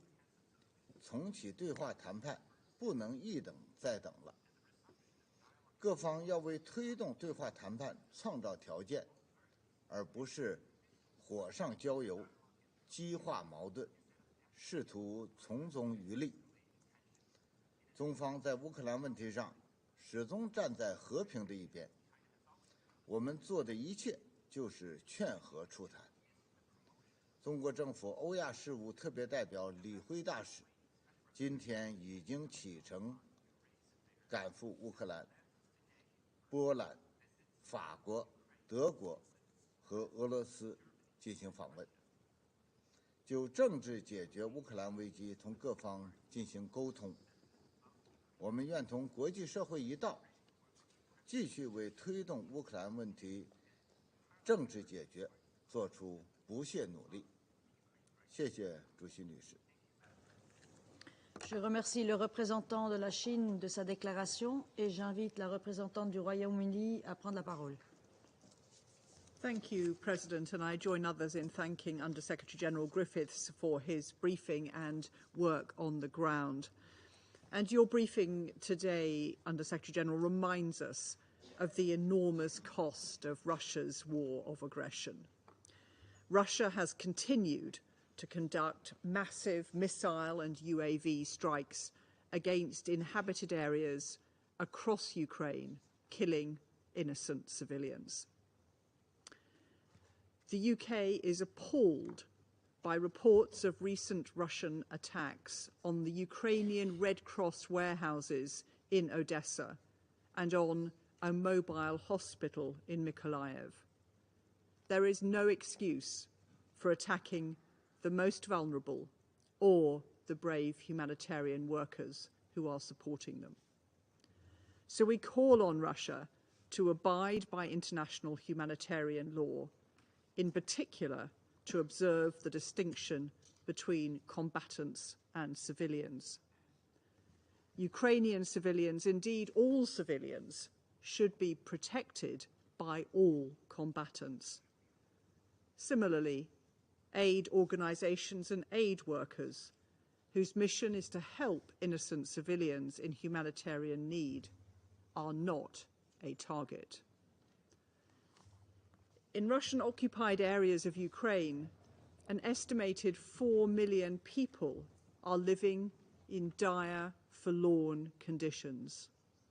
Despite regular attempts by the UN to gain access to deliver humanitarian support, Russia has never provided the necessary security guarantees for access. We continue to call for unimpeded and sustained humanitarian access to the people of Ukraine. We call on Russia to stop denying access and cease its attacks on critical infrastructure and residential areas. President, as we've heard from others, the BSGI is critically important. Over 30 million tonnes of grain and other foodstuffs have been exported under the initiative since the 1st of August. The deal has been critical to lowering global food prices and getting urgently needed grain to countries that need it most. As the World Food Programme has said, grain deliveries to any country drive global prices down.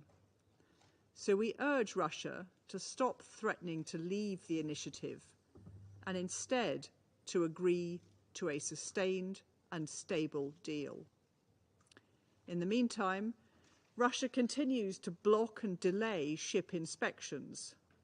This obstruction harms global food security by delaying shipments, restricting supplies, and keeping prices high for food importing countries.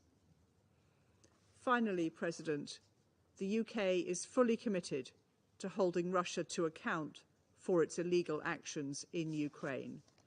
We will continue to support independent investigations into the atrocities committed in Ukraine as part of a just and sustained peace.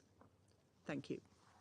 Je remercie la représentante du Royaume-Uni et je passe la parole à la représentante des Émirats arabes unis. Madam President, I would like to join others in thanking Under-Secretary General Griffiths for his informative briefing today. Mr. Griffiths, your sobering report is not only a reminder of the importance of why we are here, but what we must do our utmost to avoid, losing our sense of urgency surrounding this conflict. Neither should we stand idly by as this war transforms into a protracted conflict of several years. The consequences are too grave for all of us. Yet fighting has been continuous and unending, with the price being paid by civilians who bear the brunt of the suffering. The scale of devastation and the dire humanitarian situation in Ukraine cannot be truly conveyed in the numbers we have heard today. In the past 14 months of war, there have been over 23,000 verified civilian casualties, and the actual figure is likely to be considerably higher. 18 million people are in need of humanitarian assistance, more than 8 million people are refugees across Europe, and an additional 5 million people have been displaced inside Ukraine. Humanitarian access must therefore be ensured in order to allow much-needed aid to reach civilians caught in the fighting. In recent weeks, there has been a noticeable uptick of missile and drone strikes that have damaged or destroyed civilian infrastructure. Humanitarian facilities have been hit. Last week, a Ukrainian Red Cross warehouse and mobile health clinic were destroyed. We once again reiterate our call on the parties to the conflict to abide by their obligations under international humanitarian law. Civilian objects must never be the target of an attack. The UAE continues to provide humanitarian assistance to those impacted by the conflict, including a donation of ambulances recently. We also continue to support civilian energy needs. We have sent 2,500 generators and are sending additional energy-efficient power supplies in the coming period. Madam President, the war in Ukraine has had far-reaching consequences beyond the battlefield, as the ripple effects have exacerbated global food crises. The Black Sea Grain Initiative has proven vital against this backdrop. The world has seen the safe export of over 30 million metric tons of grain and foodstuffs from Ukraine since the beginning of the initiative. These efforts thus far have successfully contributed to alleviating the mounting pressure on global food prices and the inevitable knock-on effects of a destabilized food system on the world's poorest. We are encouraged that this vital initiative continues and commend the earnest efforts of the United Nations and Turkey to bring all parties to the table in order to find solutions on the outstanding issues. And we're pleased to hear that the UN will continue to work closely with all sides to ensure the smooth operation of the BSGI. At the same time, we continue to call for the full implementation of the MOU on Russian fertilizers and food products and continue to support efforts to this end. While the importance of the Black Sea Grain Initiative is widely appreciated for its practical benefits, in reality it is also, we hope, a trust-building mechanism. Reaching an agreement again on this initiative and other successful negotiated outcomes, such as exchanges of prisoners of war, demonstrate that there remains some degree of willingness to negotiate a pathway forward. We are cautiously hopeful that such efforts can be a conduit for building trust between all parties and may serve to remind all parties of the benefits of peace. Madam President, the UAE has consistently held that there is no viable military solution to this war, and we will not waver in this belief. We call for de-escalation, diplomacy, and dialogue as the way forward. The international community should rally behind all efforts that lead to the cessation of hostilities and pave the way for a just and lasting peace, one that respects Ukraine's sovereignty, independence, and territorial integrity. Thank you, Madam President. Je remercie la représentante des Émirats arabes unis et je vais maintenant faire une déclaration en ma qualité de représentante de la Suisse. Et je voudrais commencer par remercier le secrétaire général adjoint Martin Griffiths, non seulement de son exposé, mais aussi de tout son travail et du travail de ses équipes, tant en Ukraine que par rapport à l'Ukraine. Au mois de mai, ce Conseil met traditionnellement l'accent sur la protection de la population civile, obligation juridique pour toute partie à un conflit armé. Et pourtant, après 15 mois de guerre, nous devons constater que la population civile en Ukraine continue de payer un prix bien trop douloureux. Ces derniers jours, la population ukrainienne a dû subir à nouveau de multiples vagues d'attaques. Des missiles et des drones russes ont frappé différentes régions d'Ukraine. À Kherson, des attaques ont touché une gare et un supermarché durant les heures de pointe. Elles ont tué ou blessé des dizaines de personnes. À Odessa, l'entrepôt de la Croix-Rouge ukrainienne a été détruit, de même que sa clinique mobile à Mykolaïev. À Ternopil, un entrepôt humanitaire a également été détruit par des frappes russes samedi dernier. La Suisse condamne fermement ces attaques. Je réitère encore une fois, les personnes et les objets civils ne sont pas des cibles. Nous appelons au respect du droit international humanitaire. Les parties au conflit ont la responsabilité de prendre toutes les mesures possibles pour protéger la population civile. Nous rappelons également l'obligation de protéger les travailleuses et travailleurs humanitaires et d'assurer leur accès sans entrave aux près de 18 millions de personnes dans le besoin en Ukraine, y compris celles qui se trouvent dans les zones occupées par la Russie. Par ailleurs, la reddition des comptes est un impératif pour rendre justice. La commission d'enquête internationale indépendante sur l'Ukraine a conclu en mars dernier que certaines violations du droit international commises en Ukraine constituent des crimes de guerre. Les auteurs de ces crimes et d'autres violations du droit doivent répondre de leurs actes. En même temps, il est essentiel de placer les besoins des victimes au centre de tous les efforts de justice transitionnelle. Nous soutenons la recommandation de la commission d'enquête selon laquelle il faudra mettre en place des instruments complémentaires tels qu'un registre des victimes, des réparations et des services de santé mentale et psychosociaux. Excellences, l'agression militaire russe contre l'Ukraine a des répercussions négatives dans le monde entier. C'est là qu'entre en jeu l'initiative de la mer Noire, ainsi que le protocole d'accord axé sur l'exportation de produits alimentaires et d'engrais russes. L'initiative contribue à atténuer l'insécurité alimentaire et énergétique. La semaine dernière, elle a franchi un seuil important avec l'exportation de 30 millions de tonnes de céréales et de denrées alimentaires depuis son lancement. Parmi celles-ci, plus d'un demi-million de tonnes de céréales ont été expédiées par le Programme alimentaire mondial à l'appui de ses opérations humanitaires en Afghanistan, en Éthiopie, au Kenya, en Somalie et au Yémen. Au vu de sa valeur ajoutée, l'initiative de la mer Noire doit se poursuivre. Nous encourageons toutes les parties à redoubler d'efforts afin de trouver une solution durable. Nous saluons l'engagement du secrétaire général et de ses représentants et la contribution de la Turquie à cet égard. La Suisse se tient prête à apporter son soutien, notamment dans son rôle d'État hôte. Excellences, après 15 mois de guerre, des milliers de civils souffrent des effets directs dévastateurs de ces hostilités, ainsi que des effets indirects sur les infrastructures indispensables pour subvenir à leurs besoins fondamentaux.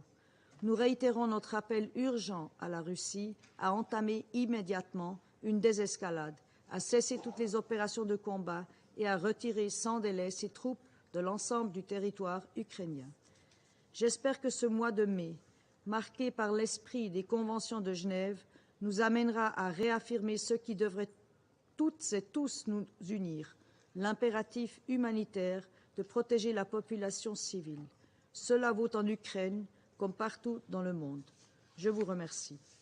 Je reprends maintenant mes fonctions de présidente et je donne la parole aux représentants de l'Ukraine. Well, thank you, Madam President. Distinguished members of the Security Council, Under-Secretary General Griffiths. I also recognize the representative of Putin's regime in the permanent seat of the Soviet Union. We meet to address the Russia's war against my country after one of the lowest periods in the history of this Council, the April presidency of the aggressor state, which inflicted yet another blow on an already compromised principal body of the United Nations. This April alone, the Russian occupiers committed 6,139 war crimes. These crimes led to the death of 207 Ukrainian civilians, including 11 children. On the 28th of April, Russia again launched a missile strike on a multi-story apartment building, this time in Uman, Cherkasy region. As a result, 23 residents were killed, including 6 children. So much about Putin's envoy saying that they do not attack the Ukrainian civilians.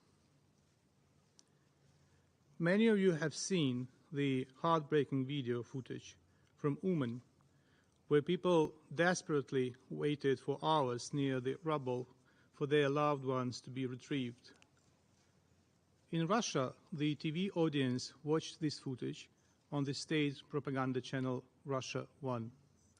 Meanwhile, the Russia's Ministry of War posted on social media, "Right on target."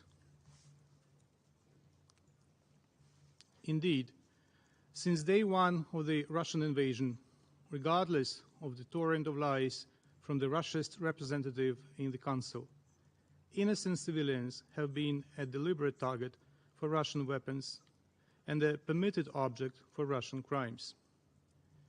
Russism and its disciples, including in this chamber, have defied logic, all laws of non-contradiction, and all semblance of decency. 2 days later, on the 1st of May, another Ukrainian child, a 14-year-old boy, was killed in the village of Lizunivka, Chernihiv region, by a Russian air bomb that also destroyed the local school. This attack was another case of the cowardly and despicable terror tactics that the Russian army applies widely against the northern Ukrainian regions liberated a year ago, air bombing of Ukrainian border settlements from Russian airspace. Just like any other terrorist, the Russian servicemen do not care where these bombs finally fall. The main thing is that they must sow death and destruction. Terror against the liberated areas has become a hallmark of the Russian army. On the 3rd of May, in Kherson region alone, Russia killed 23 people. 49 were wounded in a store, railway station, gas station, their homes. On the 7th of May, a Russian missile strike damaged a mobile hospital in Mykolaiv region, which also belonged to the Red Cross of Ukraine. Since the beginning of the full-fledged Russian invasion, 25 facilities of the Red Cross of Ukraine have been damaged or destroyed. On the 9th of May, a massive barrage of 25 missiles slammed into the Ukrainian cities. The day before, on the 8th of May, Ukrainian Air Force were able to down all 35 Iranian drones launched by Russia. Also on the 8th of May, Russian missiles completely destroyed a warehouse of the Red Cross of Ukraine in Odessa, with all the humanitarian aid there. One employee was killed. As a result of the attack, Odessa branch of the Red Cross of Ukraine was compelled to suspend the provision of humanitarian aid and the implementation of a number of humanitarian projects. We are grateful to our friends and allies who literally saved the lives of Ukrainians by helping us to reinforce our air defense. This enabled us to shoot down 23 out of 25 missiles. Yet more needs to be done to fully protect our skies and civilians. This weekend, Ukrainians also had to spend their time with air raid sirens sounding in the background as Russia launched massive new attacks using dozens of Iranian drones, cruise missiles, and S-300 rockets. The cities of Khmelnytsky, Ternopil, Mykolaiv, Kharkiv, and Konstantinivka in Donetsk region suffered human casualties and serious damage to civilian infrastructure. Colleagues, in addition to the immediate harm caused to millions of Ukrainians by the Russian war, the long-term effects of displacement, trauma, and poverty will be felt for years to come. The most vulnerable suffer the most. Russia is violating the fundamental principles of child protection in wartime. As a result of the Russia's aggression, 480 children have been killed and 967 injured. To date, 13 cases of sexual violence against children have been verified by the Office of Prosecutor General of Ukraine in Donetsk, Kyiv, Kherson, Mykolaiv, and Chernihiv region. The real numbers are definitely higher, and our law enforcement continues the investigation. Russia's attacks have damaged 3,185 educational institutions, of which 330 were destroyed. In total, 1,412 healthcare objects and 577 healthcare facilities have been damaged, of which 258 facilities were destroyed. According to UNICEF country team report, education for an estimated 5.7 million children has been disrupted. 1.5 million children face mental health issues. The forceful deportation of children is nothing but a well-planned Kremlin policy aimed at aggressive indoctrination, ethnic identification change, and the deprivation of Ukraine of its future generation. To date, the Ukrainian authorities have identified 19,393 children deported or abducted to the Russian Federation or to the territories of Ukraine temporarily occupied by Russia. Nearly 4,390 of them are orphans or children without parental care. It has been possible to return only 364 children.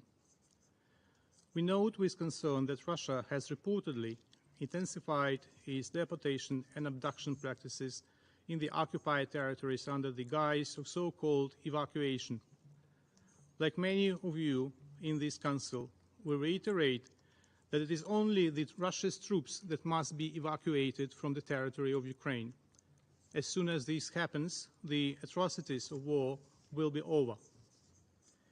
We welcome the well-founded conclusions of the reports by the Commission on Inquiry on Ukraine, established by the Human Rights Council and by the OSCE Moscow mechanism, that have reconfirmed the enormous scale of violations and crimes committed by the Russian occupiers, in particular against children.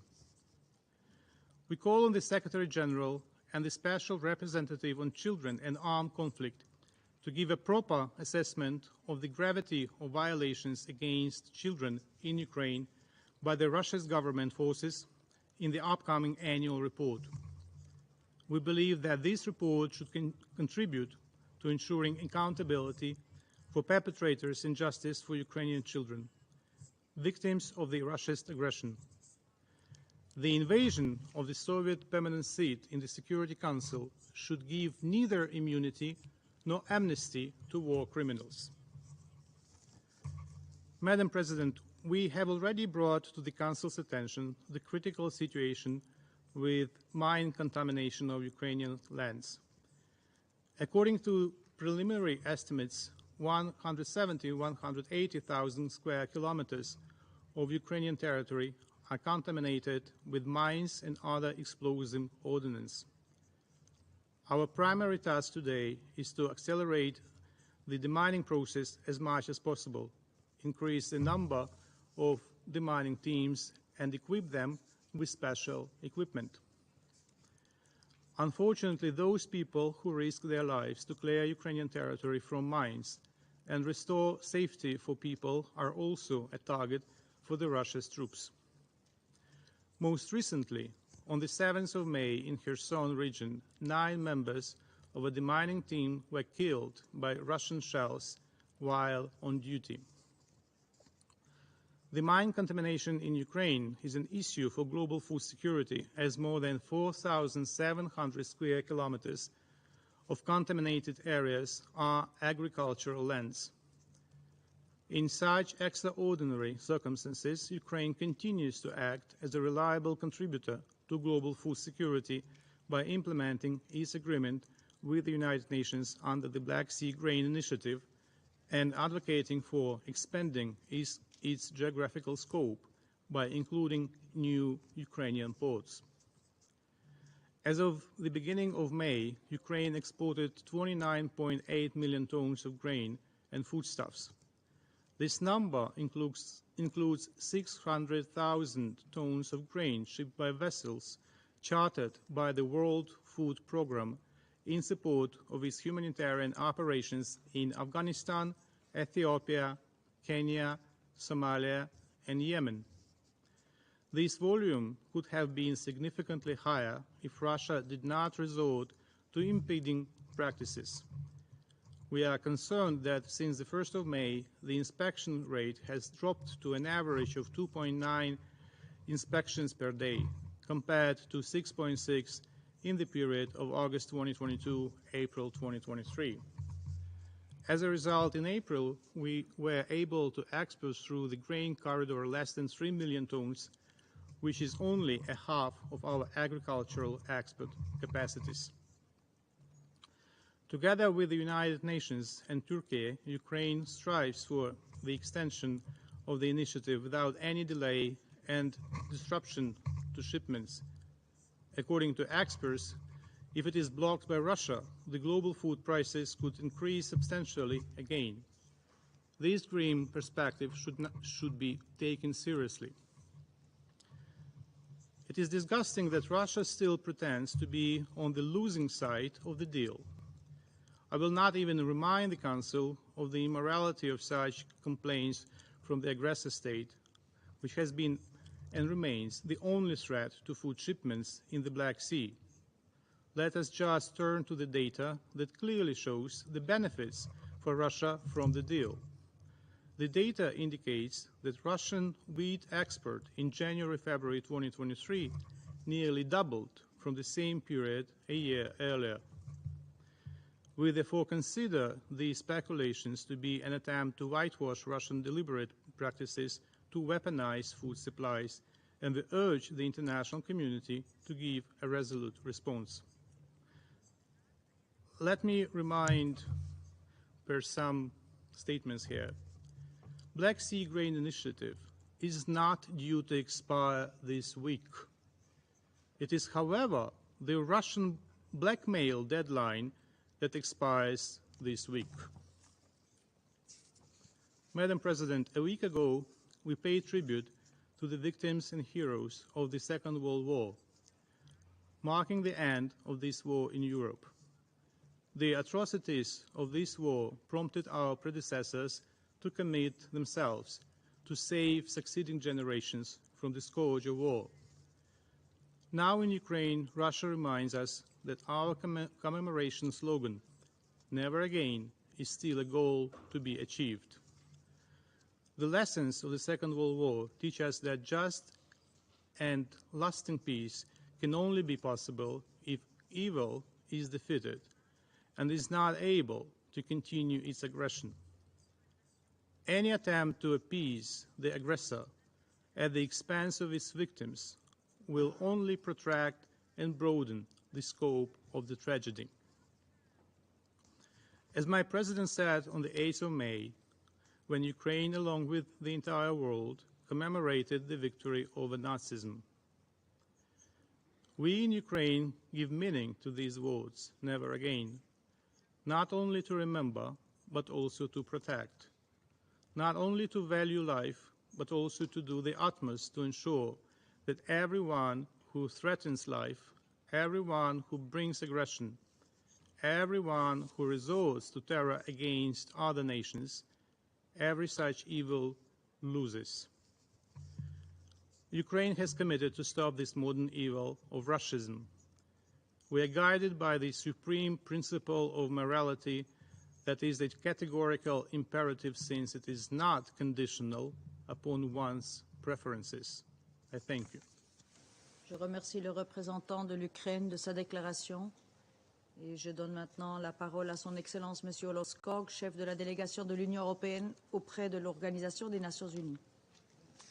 Thank you very much, Madam President. I have the honor to speak on behalf of the European Union and its member states, the candidate countries North Macedonia, Montenegro, Albania, Ukraine, the Republic of Moldova and Bosnia-Herzegovina, the potential candidate country Georgia, and the EFTA country Liechtenstein, member of the European Economic Area, as well as Andorra and Monaco, all aligned themselves with this statement. And I want to, like everyone else, first thank very much Under Secretary General Martin Griffiths for the briefing, and also, of course, to commend you and the UN system for the excellent work that you are doing on the ground, providing humanitarian assistance under very difficult circumstances in Ukraine and in many other places. The horrors that you, Mr. Griffiths, and others have described from inside Ukraine, resulting from Russia's unprovoked and unjustified military aggression, are unimaginable. For 15 months now, the Russian leadership has struggled without success to find any justification whatsoever for its illegal war of aggression. Russia must stop its war and immediately, completely and unconditionally withdraw all of its forces and proxies from the entire territory of Ukraine, within its internationally recognized borders. Madam President, I will emphasize 3 points in my intervention. First, the importance of upholding international law and international humanitarian law. Second, the need for accountability. And third, efforts to address the global consequences of Russia's war of aggression. First, international law and international humanitarian law must be respected. Therefore, Russia must immediately stop its indiscriminate and decimating shelling of civilians and civilian areas. Under international humanitarian law, deliberate attacks on civilians or attacks that do not distinguish between military targets and civilians are prohibited under all circumstances. We strongly condemn cases related to sexual and gender-based violence. We are particularly horrified by the impact of Russia's aggressions on children. Children have been killed and maimed. Schools and hospitals have been attacked in blatant violation of international law. Russia's practice of forcibly transferring and deporting Ukrainian children is a violation of international humanitarian law. The UN Commission of Inquiry on Ukraine concluded that it amounts to war crimes. Russia must immediately facilitate the safe return of Ukrainians who were forcibly transferred or deported. We also strongly condemn Russia's attacks and violence against journalists and media workers. UNESCO has stated that 12 journalists were killed in Ukraine since the start of the invasion. Journalist safety is indispensable to ensuring the right to freedom of opinion and expression, and in particular, the freedom of the press. We urge Russia to enable safe, rapid, and unhindered humanitarian access to populations in need of assistance, in particular into the temporarily occupied territories through the front lines. It is imperative that the safety of humanitarian workers is ensured. Second, there can be no impunity for the commanders, perpetrators, and accomplices of atrocities. The EU is firmly committed to ensuring full accountability for war crimes and the other most serious crimes committed in connection with Russia's war of aggression against Ukraine, including through the establishment of an appropriate mechanism for the prosecution of the crime of aggression. We welcome the creation of the new International Center for Prosecution of the Crime of Aggression against Ukraine in The Hague, and we reiterate our support for the investigations of the prosecutor of the International Criminal Court. We're also fully supportive of the establishment of an international mechanism to register the damages Russia has inflicted, as recommended by the UN General Assembly in its resolutions of November 2022. Third, Madam President, Russia's aggression and its weaponization of food have undermined global food security, driving up food and fertilizer prices worldwide. We welcome the Secretary General's active engagement to address these serious consequences, and we call on all Member States to come together in support of his efforts. They benefit us all, including Russia. The Black Sea Grain Initiative, in particular, has been instrumental in bringing down global food prices. It is crucial that it is renewed and runs at its full potential to provide continuity and predictability needed by operators and to avoid a discontinuation in shipments of grains to countries in need. We must not forget that there would be no need for this initiative if it were not for Russia's aggression against Ukraine. In addition to the Black Sea Initiative, the EU's solidarity lanes have allowed the export of more than 32 million tons of Ukraine's food and agricultural goods. World Food Programme chartered vessels have transported almost 600,000 tons of wheat through various Black Sea ports, including to Ethiopia, Afghanistan, Yemen, Somalia, and Kenya. Through Ukraine's own Grain from Ukraine program, hundreds and thousands of metric tons of grain have been donated to countries in need, as we just heard. We know these efforts are still insufficient for countries vulnerable to food insecurity.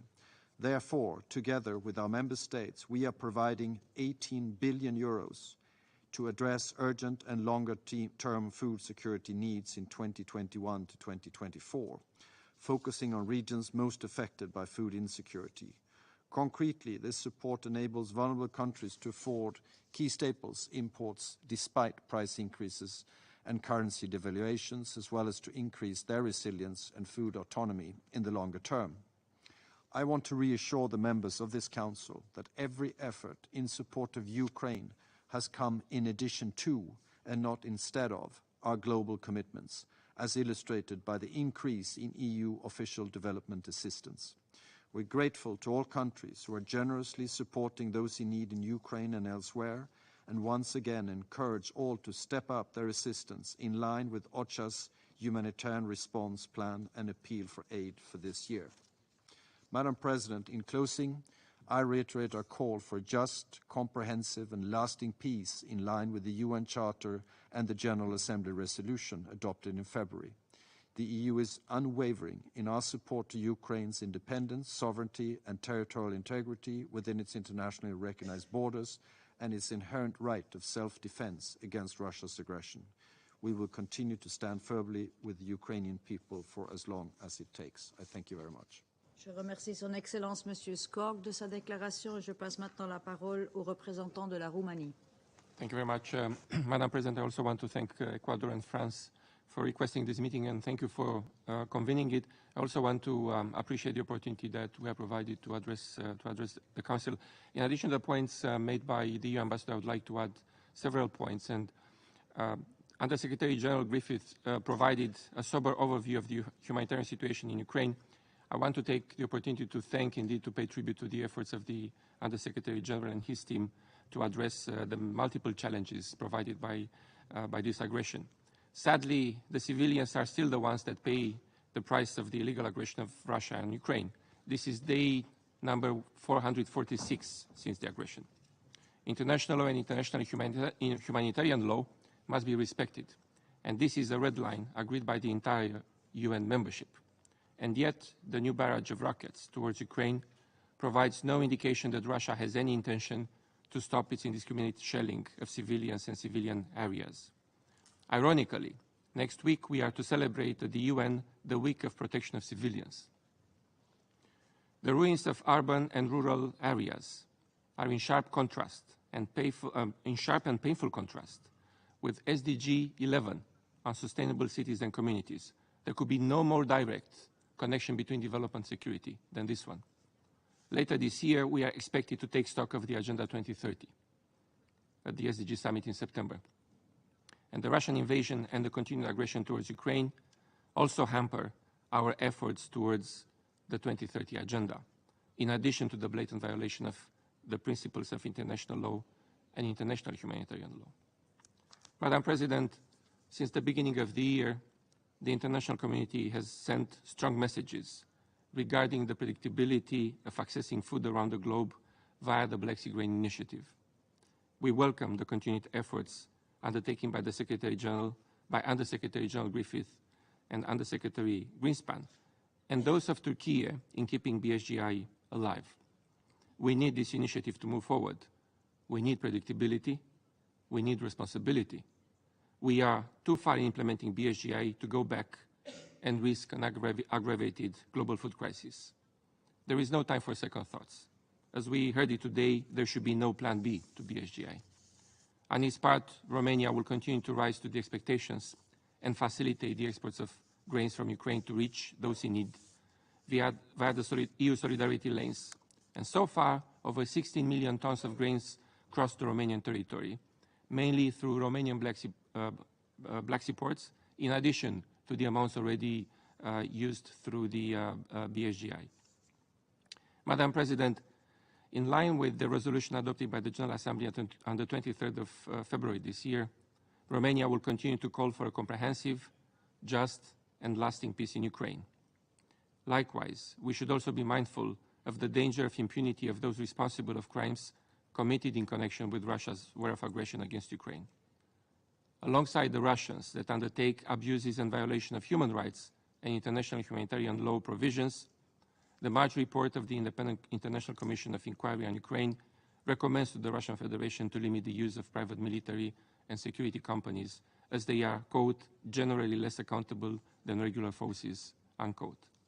Romania firmly believes that justice must be done with regard to all core crimes committed in the context of this war. All core crimes, including the crime of aggression. While this is not an easy path, we should rise to this challenging task rather than be discouraging. Thank you, Madam President. Je remercie le représentant de la Roumanie et je passe maintenant la parole au représentant de la Pologne. Madame la Présidente, Poland appreciates the convening of this timely and very needed meeting. We value the opportunity to contribute to the discussion, triggered once again by the new distressful facts regarding the humanitarian impact of the Russian aggression against Ukraine, which we heard about from our well-informed briefer, and I would like to thank USG Martin Griffiths for his briefing. Excellencies, let me concentrate today on the following 3 points. Firstly, Russia has been waging its war of aggression against Ukraine and Ukrainian people for close to 500 days now, and its human and material tolls keep growing with every one of them. As the Russian military fails on the battleground, it tries to compensate for its shortcomings with continuous brutal aggression against the innocent civilians. Air raid sirens keep blaring across the whole Ukraine. Critical infrastructure facilities remain the primary targets of the Russian rockets. New civilian deaths are being continuously reported. All this bears the characteristic of a total war, and as such requires repeated universal condemnation time and time again. My second point refers to the Russian strategy here at the United Nations. Despite the fact that the vast majority of the UN member states have been crystal clear in their condemnation of the Russian aggression and its disastrous humanitarian impact on numerous occasions, Russia keeps ignoring our appeals, distorting the basic facts even today, and flooding us with disinformation and propaganda about this special military operation. Their hope is that the international community will eventually become tired with this war, that we will stop talking about it, and that we will eventually forget about it. My appeal to you today is simple. Let us never be indifferent. Let us never get used to war, to any war, even if it disappears from the breaking news headlines. As long as the Ukrainians keep paying the highest price, heroically defending each square kilometer of its territory against the invading forces, we cannot let our resolve falter. We need to stand our ground and continue to defend the UN Charter. We need to keep putting pressure on Russia to cease its aggression. When there is no aggression, there is no war. So that's the way to achieve peace the whole world looks forward to. Finally, we should keep helping Ukraine on the ground as long as it takes. In 2022, the total value of support for Ukraine from Poland amounted to about $10 billion.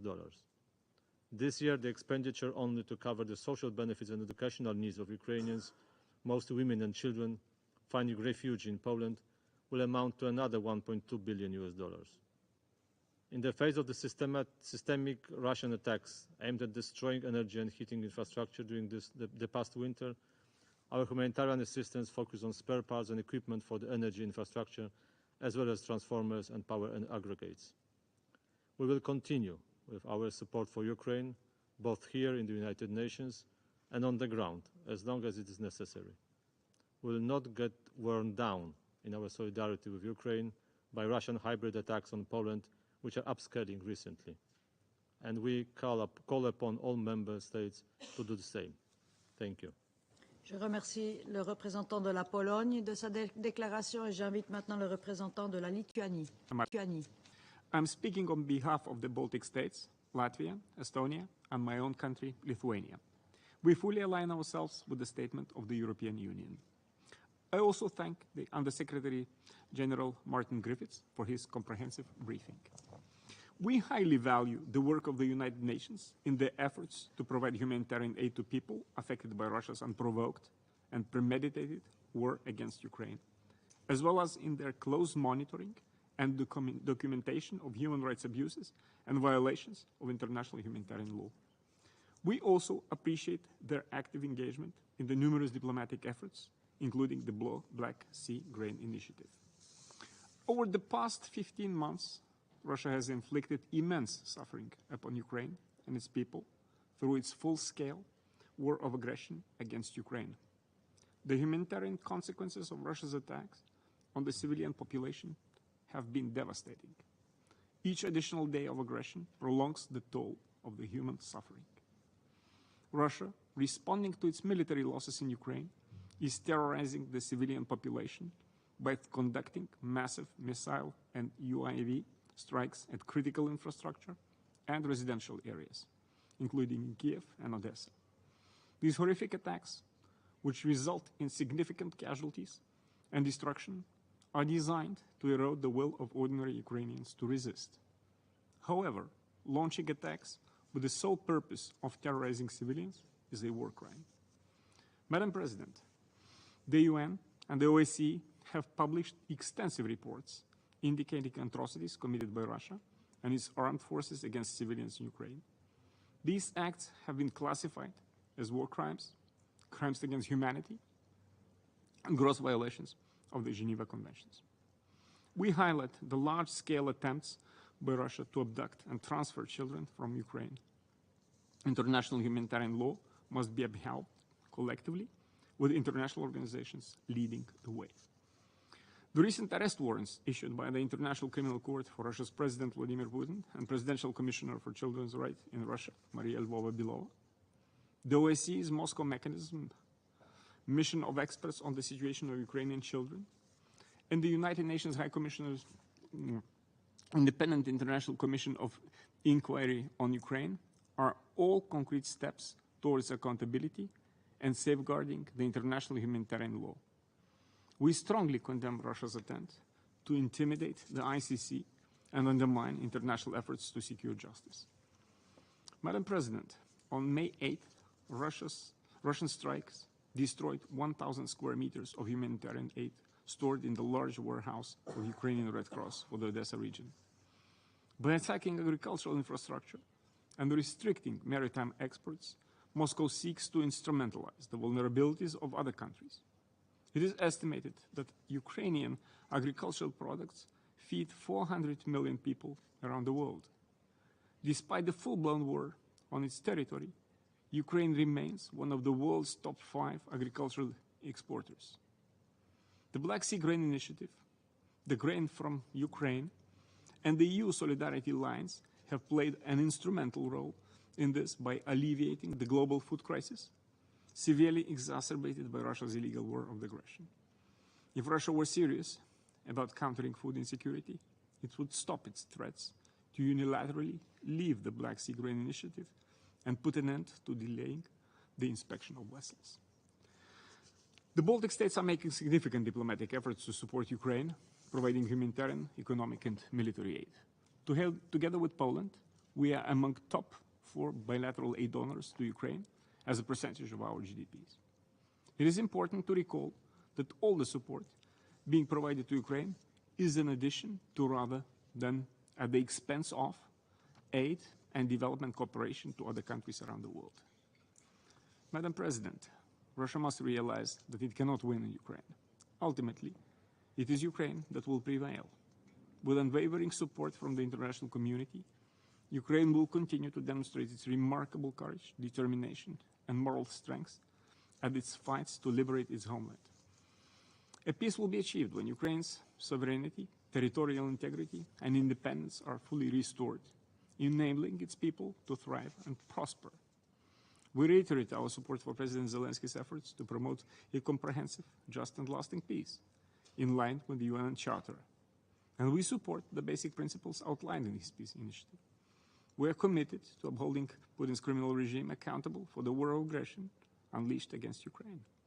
We, the international community, must unite and commit ourselves to ensure the full accountability for the core international crimes in connection with Russia's war against Ukraine, including through the establishment of a special international tribunal for the prosecution of crimes of aggression. The full version of the statement will be provided to the members of the Security Council in written. I thank you, Madam President. Je remercie le représentant de la Lituanie et je passe la parole au représentant du Danemark. Thank you, Madam President. I have the honor to speak on behalf of the 5 Nordic countries, Finland, Iceland, Norway, Sweden, and then, of course, my own country, Denmark. The Nordics are committed to the protection of civilians in armed conflict as a cornerstone of international humanitarian law. Globally and at the country level, in Africa, the Middle East, Asia, the Americas, and Europe, our commitment to humanitarian action is resolute. I want to take this opportunity to thank Under-Secretary General Griffiths for his briefing and for the work of OCHA's staff along with the staff of other UN agencies and other humanitarian actors who do humanitarian work around the clock under impossible conditions in Ukraine and elsewhere. Now, for more than a year now, Ukraine has been bravely resisting a brutal war of aggression initiated by Russia. The devastating consequences of the war also reach beyond Ukrainian borders to the Horn of Africa, Yemen and beyond, where millions of people have been pushed deeper into food insecurity due to rising food and energy prices across the world. Russia's war against Ukraine has compounded many global challenges, making it an urgent matter of international peace and security, and obviously a matter of concern to all member states. Madam President, Russia's indiscriminate missile attacks across Ukrainian cities continue to cause harm to civilians and severe damage to civilian property and infrastructure, illustrating Russia's complete disregard for international humanitarian law. The consequences of these brutal attacks are extensive and far-reaching, and the situation is especially dire close to the front lines, where the need for protection and humanitarian assistance, such as food, medicines and shelter, is alarmingly high. For many, the consequences of the war are long-lasting, damaging the very foundation for recovery and healing, both at the personal and at the societal level. In this regard, the Nordics welcome the establishment of a registry of damage, documenting claims of damage caused by Russia's war of aggression against Ukraine, as recommended by the UN General Assembly in its resolutions ES 11/5. Madam President, delivering humanitarian assistance in Ukraine to those in need is difficult and dangerous. The situation is a horrific reminder of the need to ensure protection for all civilians. Under international humanitarian law, civilians and civilian objects must be protected, and humanitarian access must have full, safe and unhindered access. And we condemn in the strongest terms attacks on humanitarian operations, such as the attacks on a Ukrainian Red Cross warehouse in Odessa and on medical facilities in Mykolaiv on 8th of May. And we call on Russia to allow full, safe and unhindered access for humanitarian actors. Madam President, further to the tragic consequences for people in Ukraine, Russia's illegal invasion has had catastrophic global effects. The worsening food crisis and the volatility of global food and energy prices have impacted countries around the world. The World Food Programme estimates that an astounding 345 million people will experience acute food insecurity this year. This is the equivalent of more than the entire population of the United States of America. The world's poorest and those in the most vulnerable situations tend to be the ones most affected by such crises. As a result, the need for humanitarian assistance globally has increased, and at the same time, food assistance and humanitarian operations have become more expensive, exacerbating the gap between humanitarian needs and available funding. Madam President, until Russia ends its illegal war of aggression against Ukraine, the continuation of the Black Sea Grain Initiative remains imperative to avoid a worsening of the global food crisis. Up until earlier this month, the initiative had ensured the export of as much as 30 million tons of grains and foodstuff, thereby helping to stabilize global food prices and allowing access to food for people at risk of famine. We welcome the active engagement by the Secretary General and Turkey and urge Russia to ensure a long-term rollover of the Black Sea Grain Initiative in line with the Istanbul Agreement and to immediately suspend its military operations. The extension and full implementation of this initiative is critical in order to avoid a further deterioration of the global food crisis. Madam President, let me conclude by saying the Nordics will continue to stand with Ukraine and its people, and we commend Ukraine's initiative for a just peace and support the various initiatives that are seeking accountability for international crimes committed in connection with Russia's aggression against Ukraine. I thank you. Je remercie le représentant du Danemark de sa déclaration. Il n'y a plus d'oratrices ou d'orateurs inscrits sur la liste. La séance est donc levée.